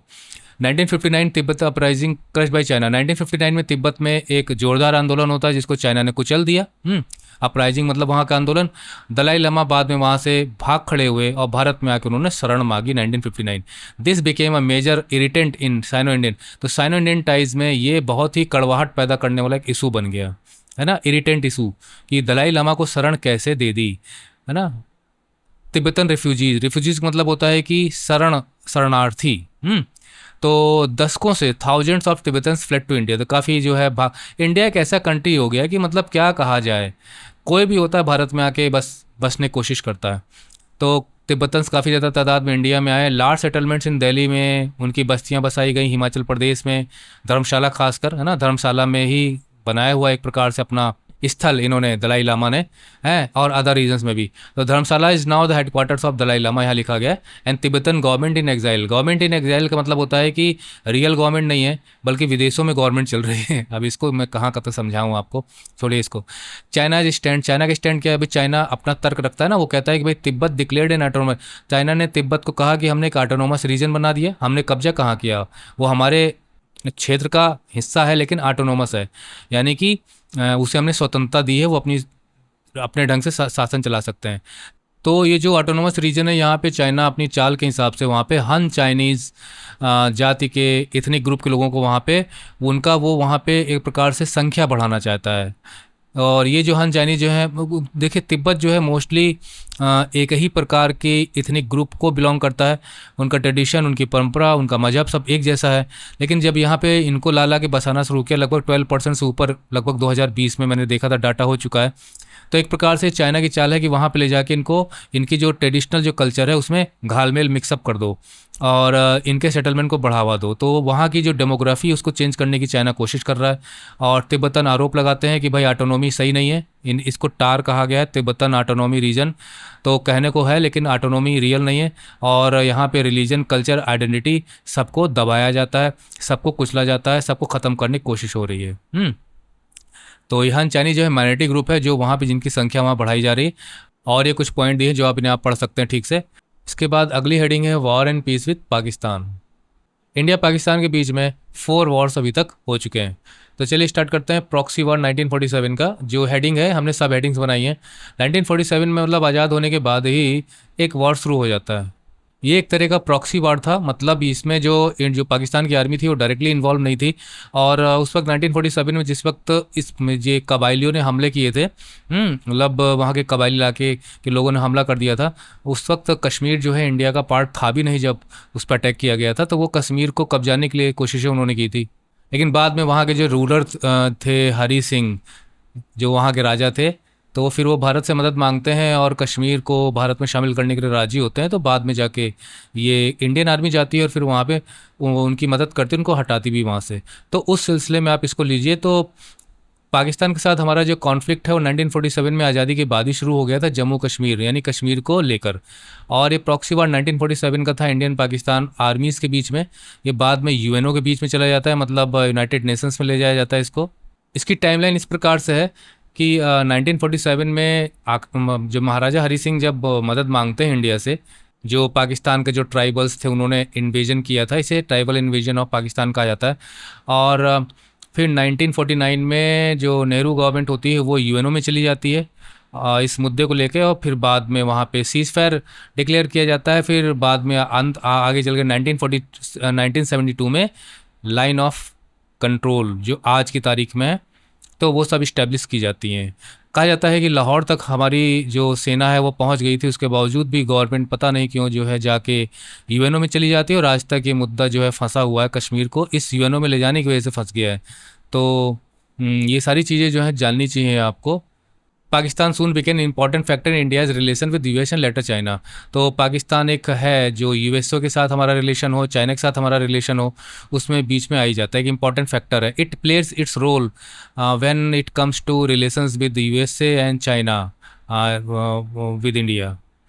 तो कॉपरेशन डिस्पाइट कॉन्फ्लिक्ट होने के बावजूद भी दोनों देशों के बीच में कॉपरेशन हुआ, क्योंकि 1947 में जब पार्टीशन हुआ था तो बहुत ज़्यादा खून खराबा हुआ था, बॉर्डर के दोनों तरफ के लोग यहाँ वहाँ आए गए थे। तो वीमेन हमेशा ही, चिल्ड्रन हमेशा ही सबसे ज़्यादा अफेक्टेड होते हैं। तो बोथ गवर्नमेंट्स कोऑपरेटेड इन रिस्टोरिंग एब्डक्टेड वीमेन पोस्ट पार्टीशन। तो महिलाओं को अगवा कर लिया गया था, किडनैप कर लिया गया था, हैं, तो they were very very badly mistreated. तो वो चीज़ें हैं पाकिस्तान की तरफ से, इंडिया की तरफ से, दोनों ने फिर महिलाओं को छुड़ा कर किसी तरह से उन सबको अपने घरों में रिस्टोर किया। तो पॉइंट आपके बुक में दिया गया। इंडस वाटर जो ट्रीटी है, जिसका आजकल पॉलिटिक्स में काफ़ी ज़्यादा जिक्र होता है, तो ये हम हाईलाइट कर देते हैं। इसको गवर्नमेंट ने इस वक्त रद्द कर दिया है। इसे नेहरू और अयूब खान जो उस वक्त के वहाँ के प्राइम मिनिस्टर थे, उन्होंने इसको शाइन किया था, और वर्ल्ड बैंक ने इसमें एक भूमिका निभाई थी मीडिएशन की। मतलब जो नदियों का पानी कैसे शेयर होगा। तो इसकी वजह से सक्सेसफुली रिजॉल्व वाटर डिस्प्यूट जो था पाकिस्तान और इंडिया के बीच में, वो रिजॉल्व हो गया था। और यहाँ लिखा है स्टिल फंक्शनल डिस्पाइट कॉन्फ्लिक्ट। इतने ज़्यादा 4 वार होने के बावजूद भी ये चलता रहा। लेकिन अब जो नया जो लेटेस्ट इस पर हम न्यूज़ दे सकते हैं वो दे सकते हैं कि now it has been suspended. ये आपको लिखना पड़ेगा, अगर कुछ ऐसा आप इसको लिख दीजिएगा कि it was functional even despite 4 wars and so many conflicts, but now the present government has suspended the Indus Water Treaty. Now 1965 का वॉर जो है, ये तो हो गया आपको प्रॉक्सी वार जो आपने बताया था। 1965 का जो वॉर था वो इंडिया और पाकिस्तान के बीच में डायरेक्ट हुआ था, दोनों की मिलिट्री के बीच में। तो यहाँ पे कुछ डेट्स दी गई हैं अप्रैल 1965 में, क्योंकि आपकी बुक में जिक्र है पाकिस्तान जो है रन ऑफ कच्छ में यानी गुजरात में अटैक करता है, और फिर उसके बाद अप्रैल से सितंबर तक आते आते 1965 में major offensive Jammu and Kashmir में करता है। वो इस उम्मीद से करता है कि शायद हमें वहाँ के लोकल्स का सपोर्ट मिल जाएगा, क्योंकि भाई वो जो है मुस्लिम कंट्री होने के नाते उसने सोचा कि मुस्लिम पीपल हमारा सपोर्ट करेंगे, यानी मजहबी चाल थी उसकी। India retaliated with counter offensive. India ने काफ़ी काउंटर ऑफेंसिव किया पंजाब सेक्टर से, मतलब भारत ने अपनी चाल चली और लाहौर तक पहुँच गए थे। अब आप सोचिए कि लाहौर तक पहुंचने के बाद भी फिर गवर्नमेंट जो है वो यूएनओ में चली जाती है, यूएन का इंटरवेंशन उससे स्वीकार हो जाता है, और मामला फिर ताशकंद का आता है। यहाँ पे ताशकंद को भी आपको ध्यान में रखना है। ये रशिया में है, मतलब सोवियत यूनियन में जाते हैं वो ताशकंद नाम की जगह पर। वहाँ पे उस वक्त प्राइम मिनिस्टर लाल बहादुर शास्त्री थे इंडिया के, और जो अयूब खान थे वहाँ के पाकिस्तान के प्रीमियर, दोनों के बीच में यूएसएसआर की निगरानी में, है ना, मीडिएशन में सिग्नेचर होता है। और आज तक रहस्य बना हुआ है, क्योंकि उसके दूसरे दिन लाल बहादुर शास्त्री की डेथ हो जाती है, और वॉज ही मर्डर्ड और it was a natural death. आज तक इस मिस्ट्री से कोई भी वो नहीं उठा है, पर्दा नहीं उठ पाया। तो आप देख रहे हैं कि इंडिया एक अच्छी पोजीशन में होते हुए भी वो पता नहीं क्या क्या कर करके उसे सारी चीज़ें गंवा दी। और नतीजा जो इस वॉर का था कि India inflicted heavy military losses on Pakistan. लेकिन वॉर की वजह से जो है इंडिया की जो इकोनॉमिक सिचुएशन थी वो ख़राब भी हुई। हमेशा वॉर जो है ख़राबी करता है। बांग्लादेश वॉर 1971। इसके पहले मैं आपको थोड़ा सा मैप समझा दूँ। देखिए ये मैप है, इस मैप से हम थोड़ा समझने की कोशिश करते हैं। ये जो पोर्शन है ना, इसको हम यहाँ पे स्टडी करेंगे मैप में, और ये है जो बांग्लादेश क्रिएट होता है। पहले ये जो पोर्शन आप देख रहे हैं पाकिस्तान, है ना, ये पाकिस्तान का मतलब वेस्टर्न पार्ट था और ये ईस्टर्न पार्ट था, है ना। बाद में इसको 1971 में जो बांग्लादेश का वॉर होता है तो इसे आज़ाद करा दिया जाता है। अब पाकिस्तान का बस इतना ही हिस्सा है। देखिए, हम जो इंडिया का मैप दिखाते हैं तो उसमें ये यहाँ से लेके ये पूरा का पूरा पोर्शन यहाँ तक शो करते हैं, ये पूरा ना ऐसे करके, जबकि वास्तव में स्थिति आज की तारीख में ऐसी नहीं है। ये जो आप ग्रीन पोर्शन देख रहे हैं, यहाँ से लेके ये जो लाइन जा रही है, ये लाइन अब जो है हमारे और पाकिस्तान के बीच में लाइन ऑफ कंट्रोल है। और ये जो लाइन जा रही है ये हमारे और चाइना के बीच में लाइन ऑफ एक्चुअल कंट्रोल, इसे LAC कहा जाता है। तो ये पोर्शन अब इंडिया का नहीं है, ये पोर्शन भी इंडिया के पास नहीं है, लेकिन हम पूरा इसलिए दिखाते हैं क्योंकि ये इंडिया इस पर क्लेम करता है। अब ये जो है इतना, ये पूरा मिला के ये जो है आज़ाद कश्मीर का है और ये गिलगित बल्तिस्तान का इलाका है। ये अक्साई चीन है और जो 1962 में जहाँ पे कब्जा कर लिया था वॉर के दौरान पूरी तरह से। और ये जो आप देख रहे हैं इतना, ये पहले तो पाकिस्तान मतलब पाकिस्तान के ऑक्युपाइड कश्मीर में जो हिस्सा है यहाँ का, वहीं का हिस्सा था। लेकिन ये जो आप लाइन देख रहे हैं ये इसने चाइना को गिफ्ट कर दिया। मतलब 1947 में भारत के आज़ाद होने के बाद ही कबायली हमलों में इतना कब्जा पाकिस्तान ने कर लिया, मतलब कबायलों के ज़रिए। और ये भी कब्जा उसका था, लेकिन ये इतना पूरा था, लेकिन इसने इतना हिस्सा उठा के, जहाँ पे आप देख रहे हैं ये जो लाइन काली काली बनी हुई है, उठा के सक्जम वैली से कहा जाता है, ये 1963 में उठा के उसने चाइना को दे दिया और दोस्ती पक्की कर ली। अब हमारे पास सिर्फ ये जो इस कलर में जो हिस्सा आप देख रहे हैं, बस इतना हिस्सा बचा है। लेकिन हम यहाँ के चुनाव के लिए सीटें सुरक्षित रखते हैं पार्लियामेंट में। और इसे हम POK कहते हैं, पाकिस्तान ऑक्युपाइड कश्मीर। और ये जो लाइन आपको दिख रही है, तो ये जो यहाँ के राजा हरि सिंह थे जम्मू कश्मीर के, तो वो तो दावा ये करते हैं कि अंग्रेज़ों के हिसाब से हमारी यहाँ तक लाइन होनी चाहिए। अब वो छोड़िए, आप चाइना में हैं, वो हिस्सा चाइना में पड़ेगा, लेकिन हम अपना जो जितना मतलब था उसको भी गंवा बैठे हैं। और 4 बार होने के बाद भी आज तक हम इसको रिक्लेम नहीं कर पाए हैं, जबकि लाहौर तक पहुंचकर हम छोड़ दिया सब हम लोगों ने, और UNO में भाग भाग के चले गए, मामला बिगड़ता चला गया। चलिए अब लौटते हैं। तो हम 1947 का वॉर पढ़ चुके हैं, 1965 का वॉर पढ़ चुके हैं, अब आते हैं 1971। बांग्लादेश लिबरेशन से रिलेटेड है। तो 1971 में क्या है, इसका बैकग्राउंड देख लेते हैं कि जो ईस्टर्न पाकिस्तान था, जिसे हम आज बांग्लादेश कहते हैं, तो 1970 की डेट दी गई है। पाकिस्तान का जनरल इलेक्शन होता है। देखिए, पाकिस्तान में इलेक्शन, क्योंकि वहाँ पे डेमोक्रेसी इस्टेब्लिश की गई थी, तो पाकिस्तान में जनरल इलेक्शन होते हैं। और उस जनरल इलेक्शन का जो वर्डिक्ट आता है, जो रिज़ल्ट आता है, वो रिज़ल्ट दरअसल वेस्टर्न पाकिस्तान और ईस्टर्न पाकिस्तान में बँट जाता है। कहने का मतलब ये है कि जिसे हम आज बांग्लादेश कहते हैं, वहाँ की जो पार्टी थी वो अवामी लीग की पार्टी थी। आप इसको ध्यान रखिए, उसका नाम था अवामी लीग, जो आज भी है। और उसके जो नेता थे शेख मुजीबुर रहमान, है ना। तो ईस्ट पाकिस्तान में क्या होता है कि उनकी पार्टी को ज़्यादा वोट मिलते हैं। और जुल्फ़िकार अली भुट्टो जो पाकिस्तान वेस्टर्न पाकिस्तान में थे, जिसे हम पाकिस्तान कहते हैं, उनकी जो पार्टी होती है वो वेस्ट पाकिस्तान में उसको मिलता है। अगर ज़्यादा से ज़्यादा वोट या जो जितने ज़रूरी उतने वोट अगर जुल्फ़िकार अली भुट्टो को मिल जाता तो कोई दिक्कत नहीं थी, वो प्राइम मिनिस्टर बने रहते। लेकिन पता चला कि जो है दोनों पार्टियों में वो स्प्लिट वर्डिक्ट आ गया, मतलब किसी एक को बहुमत नहीं मिला। तो ऐसी स्थिति में पाकिस्तान इस रिजल्ट को मानने को तैयार नहीं था। तो ईस्ट पाकिस्तानीज़ यानी जहाँ पे बांग्लादेश है, वहाँ के लोगों ने प्रोटेस्ट स्टार्ट किया, क्योंकि उनके साथ सेकंड क्लास सिटीजन का व्यवहार होता था। मतलब बांग्लादेश के लोगों के साथ पाकिस्तान, जो वेस्टर्न पाकिस्तान था जिसे हम पाकिस्तान कहते हैं, वो ठीक से ट्रीटमेंट नहीं करता था, उनके साथ अत्याचार बहुत करता था। तो पाकिस्तानी जो रूलर्स थे उन्होंने कहा कि भाई इलेक्शन का जो रिज़ल्ट है उसे रिजेक्ट कर दिया उन्होंने। और अवामी लीग की जो फेडरेशन, मतलब अवामी लीग ने कहा कि भाई ऐसा है कि हम दोनों मिलकर एक फेडरेशन बना लेते हैं। लेकिन उसकी मांग को, अवामी लीग की मांग को भी नज़रअंदाज कर दिया, नहीं माना। इससे संकट उत्पन्न हुआ। तो हुआ क्या कि 1971 में शेख मुजीबिर को अरेस्ट कर लिया गया और आर्मी ने वो दमन चलाया अत्याचार का। Repression began East Pakistan. भाई मैंने जो पढ़ा है उसको पढ़ के तो मेरी रूह कांप जाती है। मतलब मैं यहाँ पे जिक्र नहीं करना चाहूँगा कि कितना अत्याचार वहाँ के औरतों पे, वहाँ के पब्लिक पे, वहाँ के बच्चों पे किया। तो फिर नतीजा ये हुआ कि वहाँ के लोगों ने भी फिर आर्म्ड स्ट्रगल शुरू हो जाता है। बांग्लादेश को लिबरेशन को, बांग्लादेश को आज़ाद कराने के लिए भी संघर्ष शुरू होता है और इंडिया इसमें अपनी एक भूमिका निभाता है। अब देखिए यहाँ पे जो पॉइंट है आपकी बुक के अनुसार है कि भाई बांग्लादेश से भागकर वहाँ से 80 लाख के लगभग शरणार्थी ईस्ट पाकिस्तान से भागकर आ जाते हैं। मतलब तब बांग्लादेश बना नहीं था, तब ईस्ट पाकिस्तान का आ जाते हैं, इंडिया में जाते हैं। इसके अलावा जो इंडियन गवर्नमेंट होती है वो मोरल सपोर्ट भी देती है कि बांग्लादेश का जो वॉर है फ्रीडम के लिए वो सही है, और मटेरियल सपोर्ट भी देती है, मतलब चीज़ों सामानों से भी हेल्प करती है। बांग्लादेश लिबरेशन, लिबरेशन माने मुक्ति, है ना, बांग्लादेश की मुक्ति का आंदोलन था। और पाकिस्तान भारत पर आरोप लगाता है कि कॉन्स्पायरिंग टू ब्रेक इट, कि भारत जो है षड्यंत्र कर रहा है पाकिस्तान को तोड़ने की, क्योंकि भारत बांग्लादेश के लोगों का, जो बांग्लादेश नहीं था ईस्ट पाकिस्तान था, उनके स्ट्रगल में उनको मदद करता है। अब यहाँ पे बात आती है कि इंटरनेशनल सिचुएशन क्या बनी, इंटरनेशनल जो बिग पावर्स थे उनका क्या रोल था। तो देखिए पाकिस्तान का सपोर्ट यूएसए ने भी किया, चाइना भी किया, इंडिया थोड़ा अलग थलग पड़ गया। जुलाई 1971 की डेट आती है, हेनरी किसिंगर जो ये अमेरिका के तरफ से वो चाइना में विजिट करते हैं, पाकिस्तान से होते हुए चाइना जाते हैं। अब सोचिए आप कि पाकिस्तान, चाइना और अमेरिका के बीच में एक नेक्सस बन रहा था, एक संबंध बन रहा था, यानी किसी भी तरह से भारत के लिए नुकसानदायक हो सकता था। उस वक्त इंदिरा गांधी की सरकार थी, तो इसलिए यहाँ दिया गया है कि जो किसिंगर की जो विजिट होती है चाइना पाकिस्तान की, तो बिगिनिंग यूएस चाइना रेप्रोचमेंट, रेप्रोचमेंट माने एक रिलेशनशिप बनना आपस में।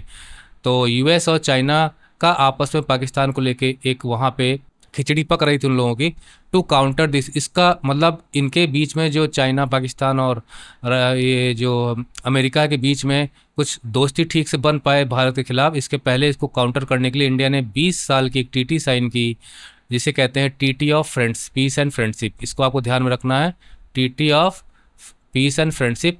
और ये उसने साइन किया इंडिया ने यूएसएसआर के साथ 1971 में ही साइन किया, जिससे कि अगर मान लीजिए अमेरिका और चाइना कहीं, अमेरिका वगैरह कहीं पे हमला करते, मतलब अमेरिका अगर पाकिस्तान का सपोर्ट देता है तो कम से कम यूएसएस हमेशा हमें सपोर्ट करेगा। तो इस फ्रेंडशिप के जरिए, इस ट्रीटी के जरिए दोनों की फ्रेंडशिप भी मजबूत हुई और insured Soviet support in case of attack, कि भारत पे कोई अटैक करता है तो सोवियत संघ यानी सोवियत यूनियन भारत की मदद के लिए आएगा। अब वॉर शुरू होता है दिसंबर 1971 में। पाकिस्तान जो है पंजाब और राजस्थान में आक्रमण करता है और जम्मू कश्मीर की तरफ बढ़ता है। इंडिया जो है रिटेलिएट करता है, फुल स्केल वॉर शुरू हो जाता है ईस्टर्न एंड वेस्टर्न फ्रंट दोनों पे। मतलब इंडिया जो है वो इधर पाकिस्तान से भी लड़ रहा था और उधर के पाकिस्तान में भी जो फोर्सेस थी उनसे भी लड़ रहा था, वहाँ के जो सोल्जर्स थे हम पाकिस्तान के। ईस्ट पाकिस्तान फ्रंट की बात करें तो इंडियन आर्मी जो है वहाँ के लोकल्स भी उसकी मदद करते हैं, बहुत तेज़ी से पाकिस्तान में घुसती है। मदद लोग करेंगे ही, क्योंकि बांग्लादेश, मतलब जो बांग्लादेश आज है, तो वहाँ पे जब भारतीय फौजी जाते हैं तो वहाँ के लोग मदद करते हैं, उन्हें मालूम है कि ये हमको मुक्त करने के लिए आए हैं। 10 दिन के अंदर ही, मतलब ज़्यादा समय नहीं लगा, ढाका को जो भारतीय सेना होती है पूरी तरह से घेर लेती है। लगभग 90,000 पाकिस्तानी ट्रूप्स जो होते हैं, इसका वीडियो आपको यूट्यूब पे मिल जाएगा, सरेंडर कर देते हैं, बंदूकें रख देते हैं। और उसके बाद भारत और पाकिस्तान के बीच जो सैन्य अधिकारी होते हैं, जो उनके बीच में सिग्नेचर होता है, सरेंडर करती है पाकिस्तान की सेना। और ये बहुत ही हिस्टोरिक मूवमेंट था। तो इसके सिग्नेचर के साथ ही फिर बांग्लादेश मुक्त होता है, emergence of Bangladesh, east Pakistan खत्म होता है, फ्री नेशन के रूप में उभर कर आता है। और इंडिया फिर एक यूनिलेटरल सीज फायर डिक्लेयर कर देता है। यूनिलेटरल मतलब होता है कि अपने आप, बिना किसी के कहे हुए, अपनी तरफ से एक तरफा, मतलब दूसरा वाला करे ना करे, सीज फायर कर दिया जाता है। और फिर उस चूँकि इतने ज़्यादा ट्रूप्स, कहीं पे 93, कहीं पे 98,000 पढ़ने को मिलता है। जब भारत ने पाकिस्तान के इतने लोगों को बंदी बना लिया था, बाद में जब इसको छोड़ते हैं तो वो एक एग्रीमेंट के तहत छोड़ते हैं, जिसे बहुत ही फेमस एग्रीमेंट है, शिमला एग्रीमेंट, जो आज तक कायम है। तो ये 3 जुलाई 1972 को हुआ था। इंदिरा गांधी थी उस वक्त, इंदिरा गांधी और वहाँ के जो जुल्फ़िकार, मतलब यहाँ लिखा भी गया इंदिरा गांधी और जुल्फ़िकार अली भुट्टो जो वहाँ के प्राइम मिनिस्टर थे, इन दोनों के बीच में मुलाकात होती है, शिमला में होती है, और इसलिए शिमला एग्रीमेंट कहा गया। तो फिर वहाँ जाके शांति स्थापित होती है। और अब की बार कहीं कोई यूएनओ नहीं आया, आप देख रहे हैं ना। तो विक्ट्री से नेशनल जुबिलेशन, मतलब राष्ट्र में बड़ी खुशी की लहर दौड़ जाती है, इंडिया की ताकत भी तो निकल के आती ना। और इससे इंडिया की military strength, it's showcased India's military strength, boosted Indira Gandhi popularity काफ़ी बढ़ जाती है, और इसलिए आगे उन्हें इसका फ़ायदा मिलता है। 1971 में ऑलरेडी वो जीत के आई होती हैं। Congress secure large majority subsequent state election, जो राज्य के जो चुनाव होते हैं उनमें भी काफ़ी इसको फ़ायदा मिलता है। इसका एक इकोनॉमिक इम्पैक्ट भी हमको देखना है, क्योंकि वॉर तो था ही भाई, वॉर से नुकसान तो होता ही है। तो बार बार वार होने से frequent war diverted scarce resources to defence, यानी स्केर्स माने कम, जो रिसोर्सेज इंडिया के थे उनको डिफेंस की तरफ ले जाना पड़ा, मतलब खर्चा डिफेंस का ज़्यादा होने लगा और सबका जो बजट था वो कम होने लगा। Department of defence production 1962 defence supply setup, तो ये डिपार्टमेंट से जो सेटअप किए गए थे, मतलब डिपार्टमेंट्स ऑफ डिफेंस प्रोडक्शन 1962 में और डिफेंस सप्लाईज 1965 में सेटअप किया। ये तो पहले सेटअप हुआ था, मतलब इसमें इंदिरा गांधी का क्या कहा जाएगा, 1962 में तो नेहरू ही थे। ये मतलब ओवरऑल बताया जा रहा है कि इसका इम्पेक्ट क्या पड़ता है युद्ध का। 5 ईयर प्लान्स की हम बात करें तो इंडिया जो है, मैंने बताया रशिया से में जब सोवियत संघ में गए थे नेहरू जी, तो वहाँ से ले आए थे सब कुछ। प्लान्ड इकनॉमी हम इसे कहते हैं, इंडिया में चल रही थी अभी तक, और इसको मोदी गवर्नमेंट जो है उन्होंने ख़त्म किया। तो हमारा जो थर्ड प्लान था जो 1960 और 96 के बीच, वो अफेक्ट हुआ था। 3 एनुअल प्लान्स हमें फॉलो करने पड़े, मतलब 5 ईयर प्लान नहीं चल पाया तो एनुअल प्लान बना काम चलाना पड़ा, और फोर्थ प्लान जो है वो 1969 में ही जाके शुरू हो पाया।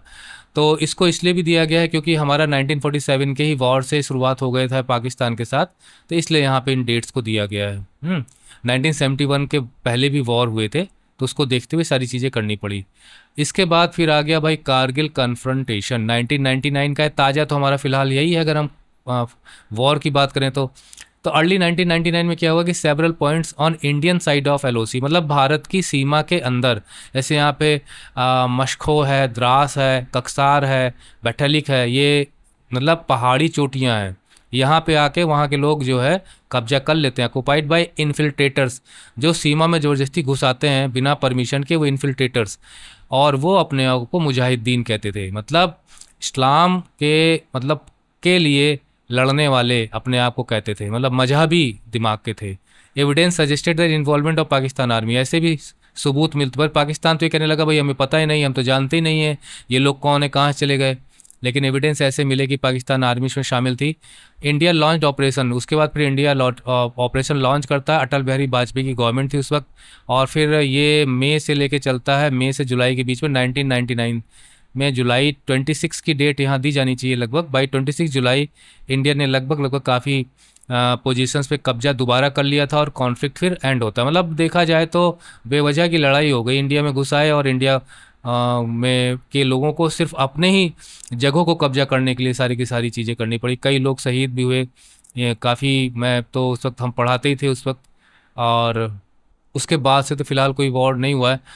सिग्निफिकेंस का मतलब जो है, ये जो वॉर हुआ इसका क्या हमें सिग्निफिकेंस मिला, तो वर्ल्ड अटेंशन इंडिया पाकिस्तान, क्योंकि न्यूक्लियर हो गए थे 1998 में जाके, और ये वॉर जो है कारगिल रीजन तक सीमित था। पाकिस्तान की बात करें तो वहाँ पे पॉलिटिकल कंट्रोवर्सी इस तरह से बनी कि पीएम नवाज शरीफ वहाँ के पीएम थे, और बाद में जाके पता चला कि उन्होंने कहा कि उन्हें पता ही नहीं था कि मतलब कारगिल जैसी सिचुएशन बन रही है, और ये आर्मी चीफ ने उनको डार्क में रखा, ऐसा उन्होंने बाद में घोषित किया था, जिससे इंडिया का पक्ष मजबूत होता है कि वहाँ की आर्मी को पता था।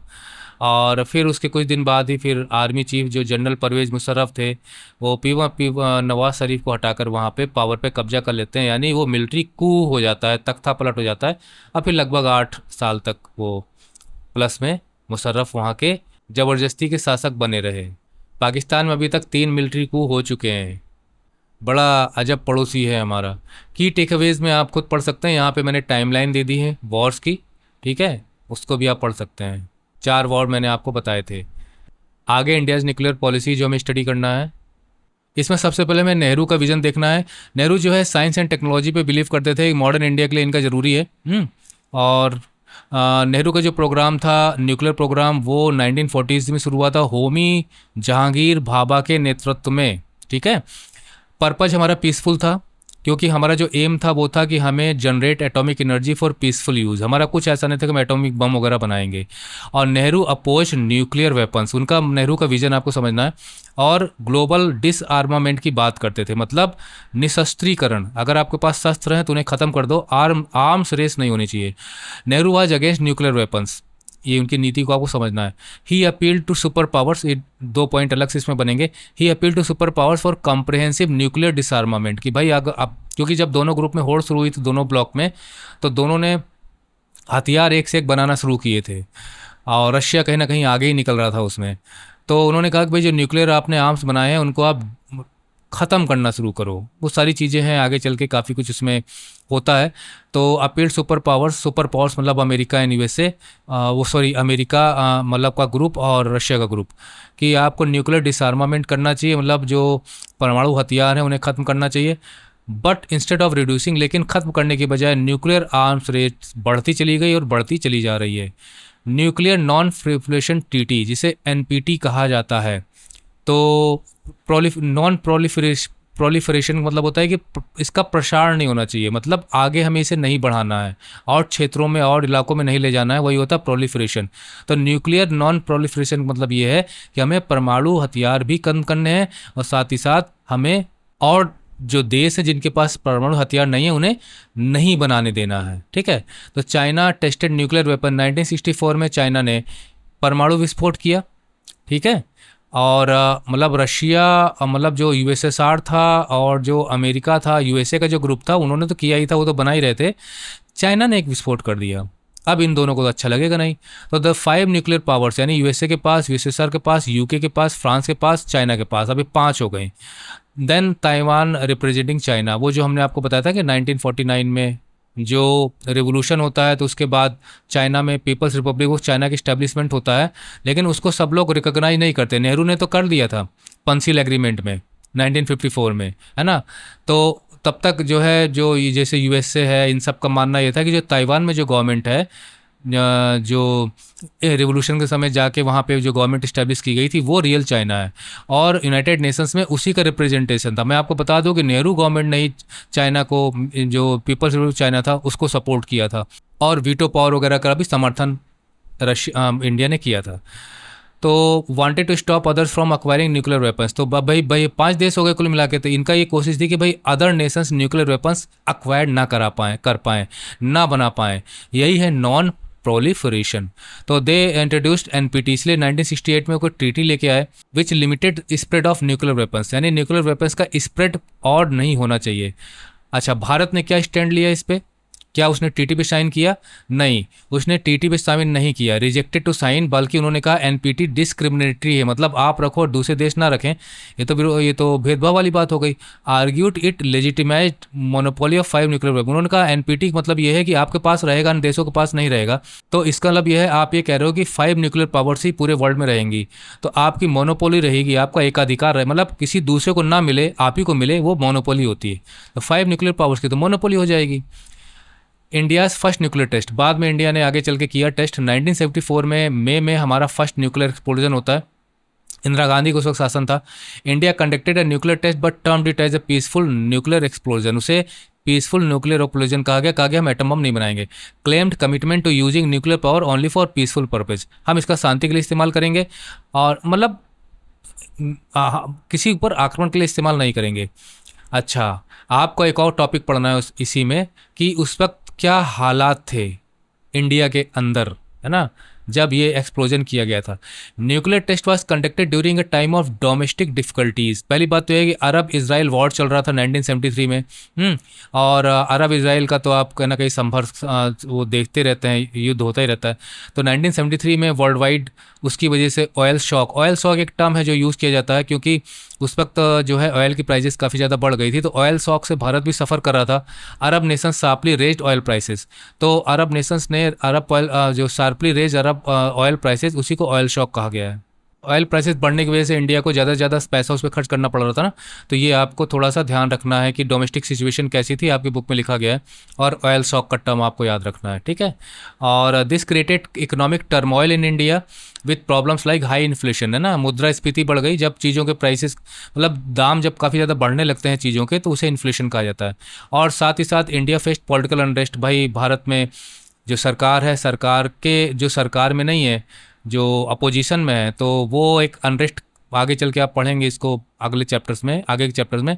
तो पॉलिटिकल अनरेस्ट था, मतलब हमारे यहाँ राजनीति हलचल हो रही थी, एजिटेशंस हो रहे थे, नेशन वाइड रेलवे स्ट्राइक वगैरह उस वक्त हो रही थी। ऐसे हालात में पोखरण में ये टेस्ट किया गया था, जिसने इंडिया को 6th न्यूक्लियर पावर बना दिया था, और इसे स्माइलिंग बुद्धा नाम दिया गया था, ठीक है। मतलब स्माइलिंग बुद्धा का मतलब ये है कि उस वक्त डॉक्टर रमन्ना इंदिरा गांधी के पास जाते हैं और कहते हैं, मतलब जब सक्सेसफुल एक्सप्लोजन होता है पोखरण में, कि द बुद्धा हैज़ स्माइल्ड।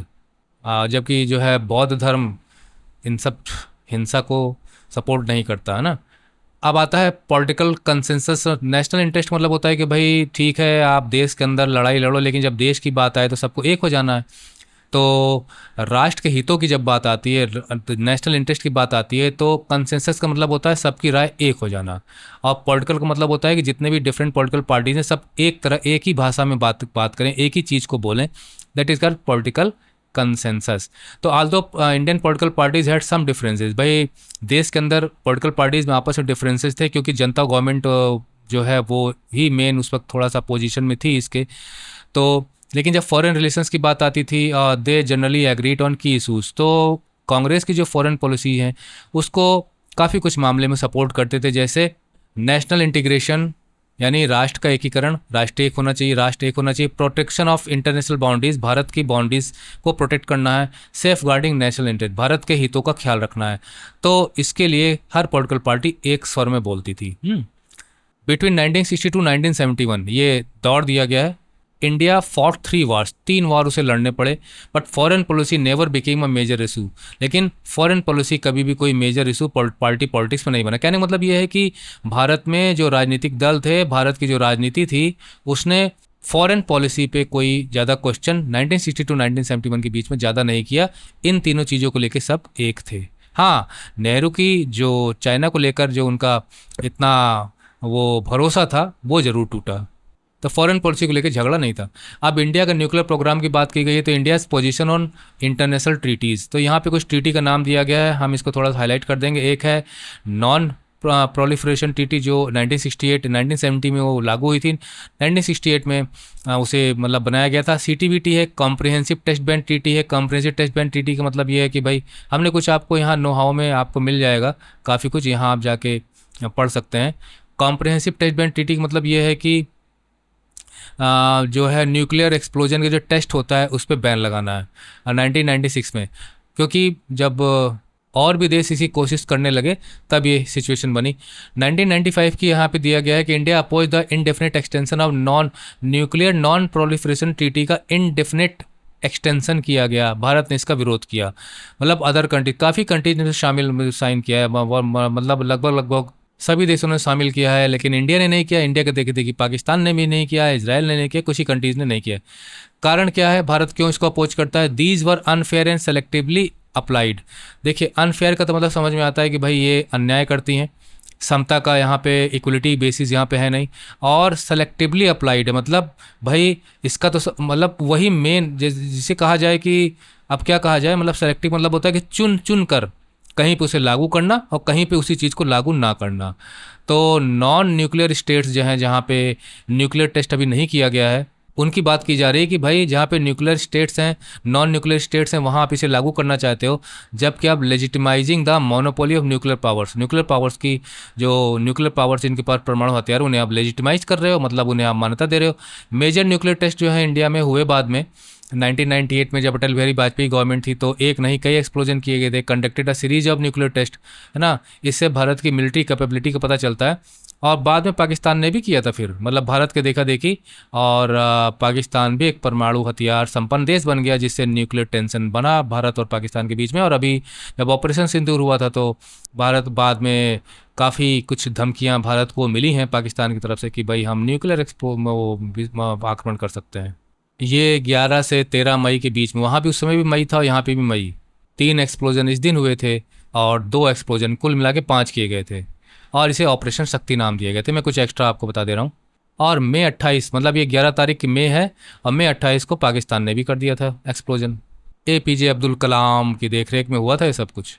निश्चित है कि इंटरनेशनल रिएक्शन क्या होगा, बैन वगैरह लगा दिया गया था, इंटरनेशनल क्रिटिसिज्म देखने को मिला, सैंक्शन लगाया गया इंडिया और पाकिस्तान दोनों पे, और बाद में सैंक्शंस हटाए गए। इंडियंस न्यूक्लियर ड्यूटी डॉक्ट्रिन मतलब होता है सिद्धांत, वो है कि India adopted nuclear doctrine of credible minimum nuclear deterrence. इसको मैं हाईलाइट कर देता हूँ कि क्रेडिबल मतलब भरोसेमंद, मिनिमम मतलब होता है कम से कम, न्यूक्लियर डिटरेंस का मतलब होता है कि आप दूसरे को, किसी दूसरे को रोकना ही डिटरेंस कहलाता है, टू डिटर। तो क्रेडिबल मिनिमम न्यूक्लियर डिस्टेंस मतलब होता है कम से कम हमारे पास इतना परमाणु शक्ति होनी चाहिए कि कोई दूसरा हम पे हमला करने की कोशिश ना करे, डर के मारे, घबराहट के मारे। तो वो है क्रेडिबल मिनिमम न्यूक्लियर डिटरेंस, मतलब इतनी पावर कम से कम होनी चाहिए कि दूसरा डरे हम पे हमला करने से पहले। और दूसरा है नो फर्स्ट यूज, मतलब हम किसी भी हालत में पहले न्यूक्लियर आक्रमण नहीं करेंगे, कोई दूसरा हम पे करेगा तो जवाब में ही करेंगे। तो India will not use nuclear weapons first. Commitment to global verifiable non discriminatory nuclear disarmament, तो ये भी भारत का एक स्टैंड है कि हम न्यूक्लियर डिसआर्मामेंट को सपोर्ट करेंगे, लेकिन नॉन डिस्क्रिमिनेटरी, मतलब कि जो अगर आप न्यूक्लियर आर्म्स ख़त्म करना चाहते हैं, कम करना चाहते हैं, तो सबको करना पड़ेगा, या नहीं कि भाई आप तो कम कर लो और हम नहीं करेंगे। और वेरीफाइएबल का मतलब होता है कि भाई साफ साफ नज़र भी आना चाहिए कि हाँ हथियार में कमी हो रही। ग्लोबल का मतलब होता है कि दुनिया मतलब पूरे विश्व स्तर पे aim of a nuclear weapons free world, बल्कि इंडिया का तो न्यूक्लियर डॉक्ट्रिन ये कहता है कि परमाणु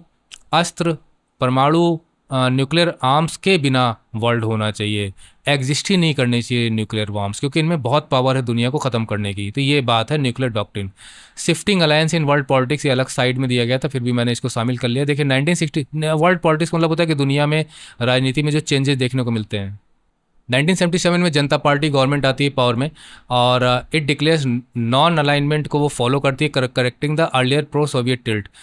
इसका मतलब यह है कि नॉन अलाइनमेंट जो होता है वो दोनों ब्लॉक से दूरी रखने की बात होती है, मतलब हम किसी एक की तरफ झुकाव नहीं रखेंगे, तो उसको करेक्ट किया, मतलब यूएसए की तरफ भी हाथ बढ़ाए दोस्ती के। प्रो सोवियत टिल्ट जो है वो नज़र नहीं आना चाहिए, मतलब सोवियत से भी अच्छे रिलेशन, यूएसए से भी। 1977 ऑनवर्ड्स फिर चेंजेस नज़र आते हैं, कांग्रेस बाद में फिर कांग्रेस फिर आ जाती है, तो Congress and non Congress government take, क्योंकि 1977 में जनता गवर्नमेंट पावर में आती है तो इमरजेंसी, आपने देखा भारत में इमरजेंसी लगाई दी थी इंदिरा गांधी ने, तो उसके बाद हार जाती हैं तो ये पावर में आती है, लेकिन फिर ये ज़्यादातर समय तक नहीं रख पाते, फिर इंदिरा गांधी वापस लौटती हैं पावर में। तो 1977 both Congress and non Congress government take steps to improve relation China के साथ संबंध और बेटर करने की कोशिश की जाती है, और यूएसए के साथ भी टाइज अच्छे करने की कोशिश की जाती है। 1990 के बाद में क्या हुआ, रशिया रिमेन्स एन इम्पॉर्टेंट। 1991 में तो मैंने बताया ना कि ये ख़त्म हो जाता है वार्सो पैक्ट, सारे देश फ्री हो जाते हैं उस ग्रुप से। Russia remains in an important friend, तो 1990 के बाद भी रशिया एक इम्पॉर्टेंट फ्रेंड इंडिया का बना हुआ है, लेकिन ग्लोबल इन्फ्लुएंस उसका कम हो जाता है क्योंकि 1991 में उसका ग्रुप ही खत्म हो जाता है। इंडियाज़ फॉरेन पॉलिसी जो है वो प्रो यूएस स्ट्रेटजी, मतलब यूएसए के ज़्यादा नज़दीक जाने की कोशिश इंडिया की रही है। Focus of international politics shift from military interest to economic interest, यानी भाई देखिए यूएनओ के बनने के बाद जो है ज़्यादातर लड़ाइयाँ नहीं हुई, मतलब डर कुछ कम हुआ, तो मिलिट्री इंटरेस्ट के बजाय, मतलब हमें मिलिट्री हथियार वगैरह और मिलिट्री इंटरेस्ट के बजाय हमें व्यापार पे और आर्थिक विकास पे ज़्यादा जोर देना चाहिए। तो इकोनॉमिक इंटरेस्ट पे ज़्यादा जोर रहा इंडियन जो है गवर्नमेंट्स का, और यही हमारी जो पॉलिसी है उसमें नज़र आता है, चाहे वो फॉरेन पॉलिसी ही क्यों ना हो। तो इकोनॉमिक इंटरेस्ट ज़्यादा होने लगा मिलिट्री इंटरेस्ट की बजाय। इंडो पाक रिलेशंस तो आप देख ही चुके हैं, चाइना से तो हमने देखा कि भाई हमने थोड़ा दोस्ती के हाथ वगैरह बढ़ाए, लेकिन इंडो पाक रिलेशन से प्रॉब्लम बनी है। कश्मीर जो है कोर इशू बना हुआ है ना, मुख्य मुद्दा। और ऐसा नहीं है, दोनों देशों के बीच में पीसफुल एफर्ट्स किए गए, जैसे कि कल्चरल एक्सचेंजेज हुए, दोनों देशों के नागरिक एक दूसरे के यहाँ आना जाना हुआ, इकोनॉमिक कोऑपरेशन बढ़ाया गया। दिल्ली लाहौर बस, इसे कहा जाता है बस डिप्लोमेसी, है ना, ये स्टार्ट किया था इसे जो है वो अटल बिहारी वाजपेयी ने। समझौता एक्सप्रेस ट्रेन भी चलाई गई, मतलब भारत ने बहुत कोशिशें की हैं, ऐसी बात नहीं है, लेकिन उसके बावजूद भी सेटबैक्स मिला क्या, कारगिल वॉर मिल गया 1999 का। तो आप अंदाज़ा लगाइए। फिर अभी ताज़ा अगर हम देखें तो जो मारे गए हमारे यहाँ बंदूक की नोक पर औरतों के सामने, उनकी वाइफ के सामने ही उनके हस्बैंड्स को, तो कितना हीनस क्राइम था। तो ऑपरेशन सिंदूर चलाया गया, तो सर्जिकल स्ट्राइक्स बीच में की गई। इशूज़ तो बने ही बने हुए हैं, मतलब हम दोस्ती का हाथ बढ़ाते हैं तो हमें ये सब झेलना पड़ता है। डिस्पाइट टेंशन उसके बावजूद भी ड्यूरेबल पीस एफर्ट्स कंटिन्यू करते हैं। तो ये तो पुरानी बुक है इसलिए लिखा गया है। ये चीज़ें हमने बताई हैं, पोखरण सेकंड 1974 में, फिर 1998 में बस डिप्लोमेसी जो हमने बताया, और कारगिल वॉर 1999 का। तो मेरे ख्याल से मैं और छोटा बनाना चाहता था, पर वीडियो थोड़ा सा लंबा हो गया क्योंकि मैंने पॉइंट्स पे थोड़ा सा एक्सप्लेनेशन दे दिया। तो इस वीडियो को यहीं खत्म करते हैं, ट्यूटोरियल यहीं खत्म करते हैं। एक ही वीडियो में सारा ट्यूटोरियल हमने बना दिया आपकी हेल्प के लिए। इससे रिलेटेड जो भी मैटर आपको वेबसाइट पे मिल जाए, कोई हेल्प लेनी हो तो आप हमसे कांटेक्ट कर सकते हैं। So ending the tutorial, bye bye, study well and take care.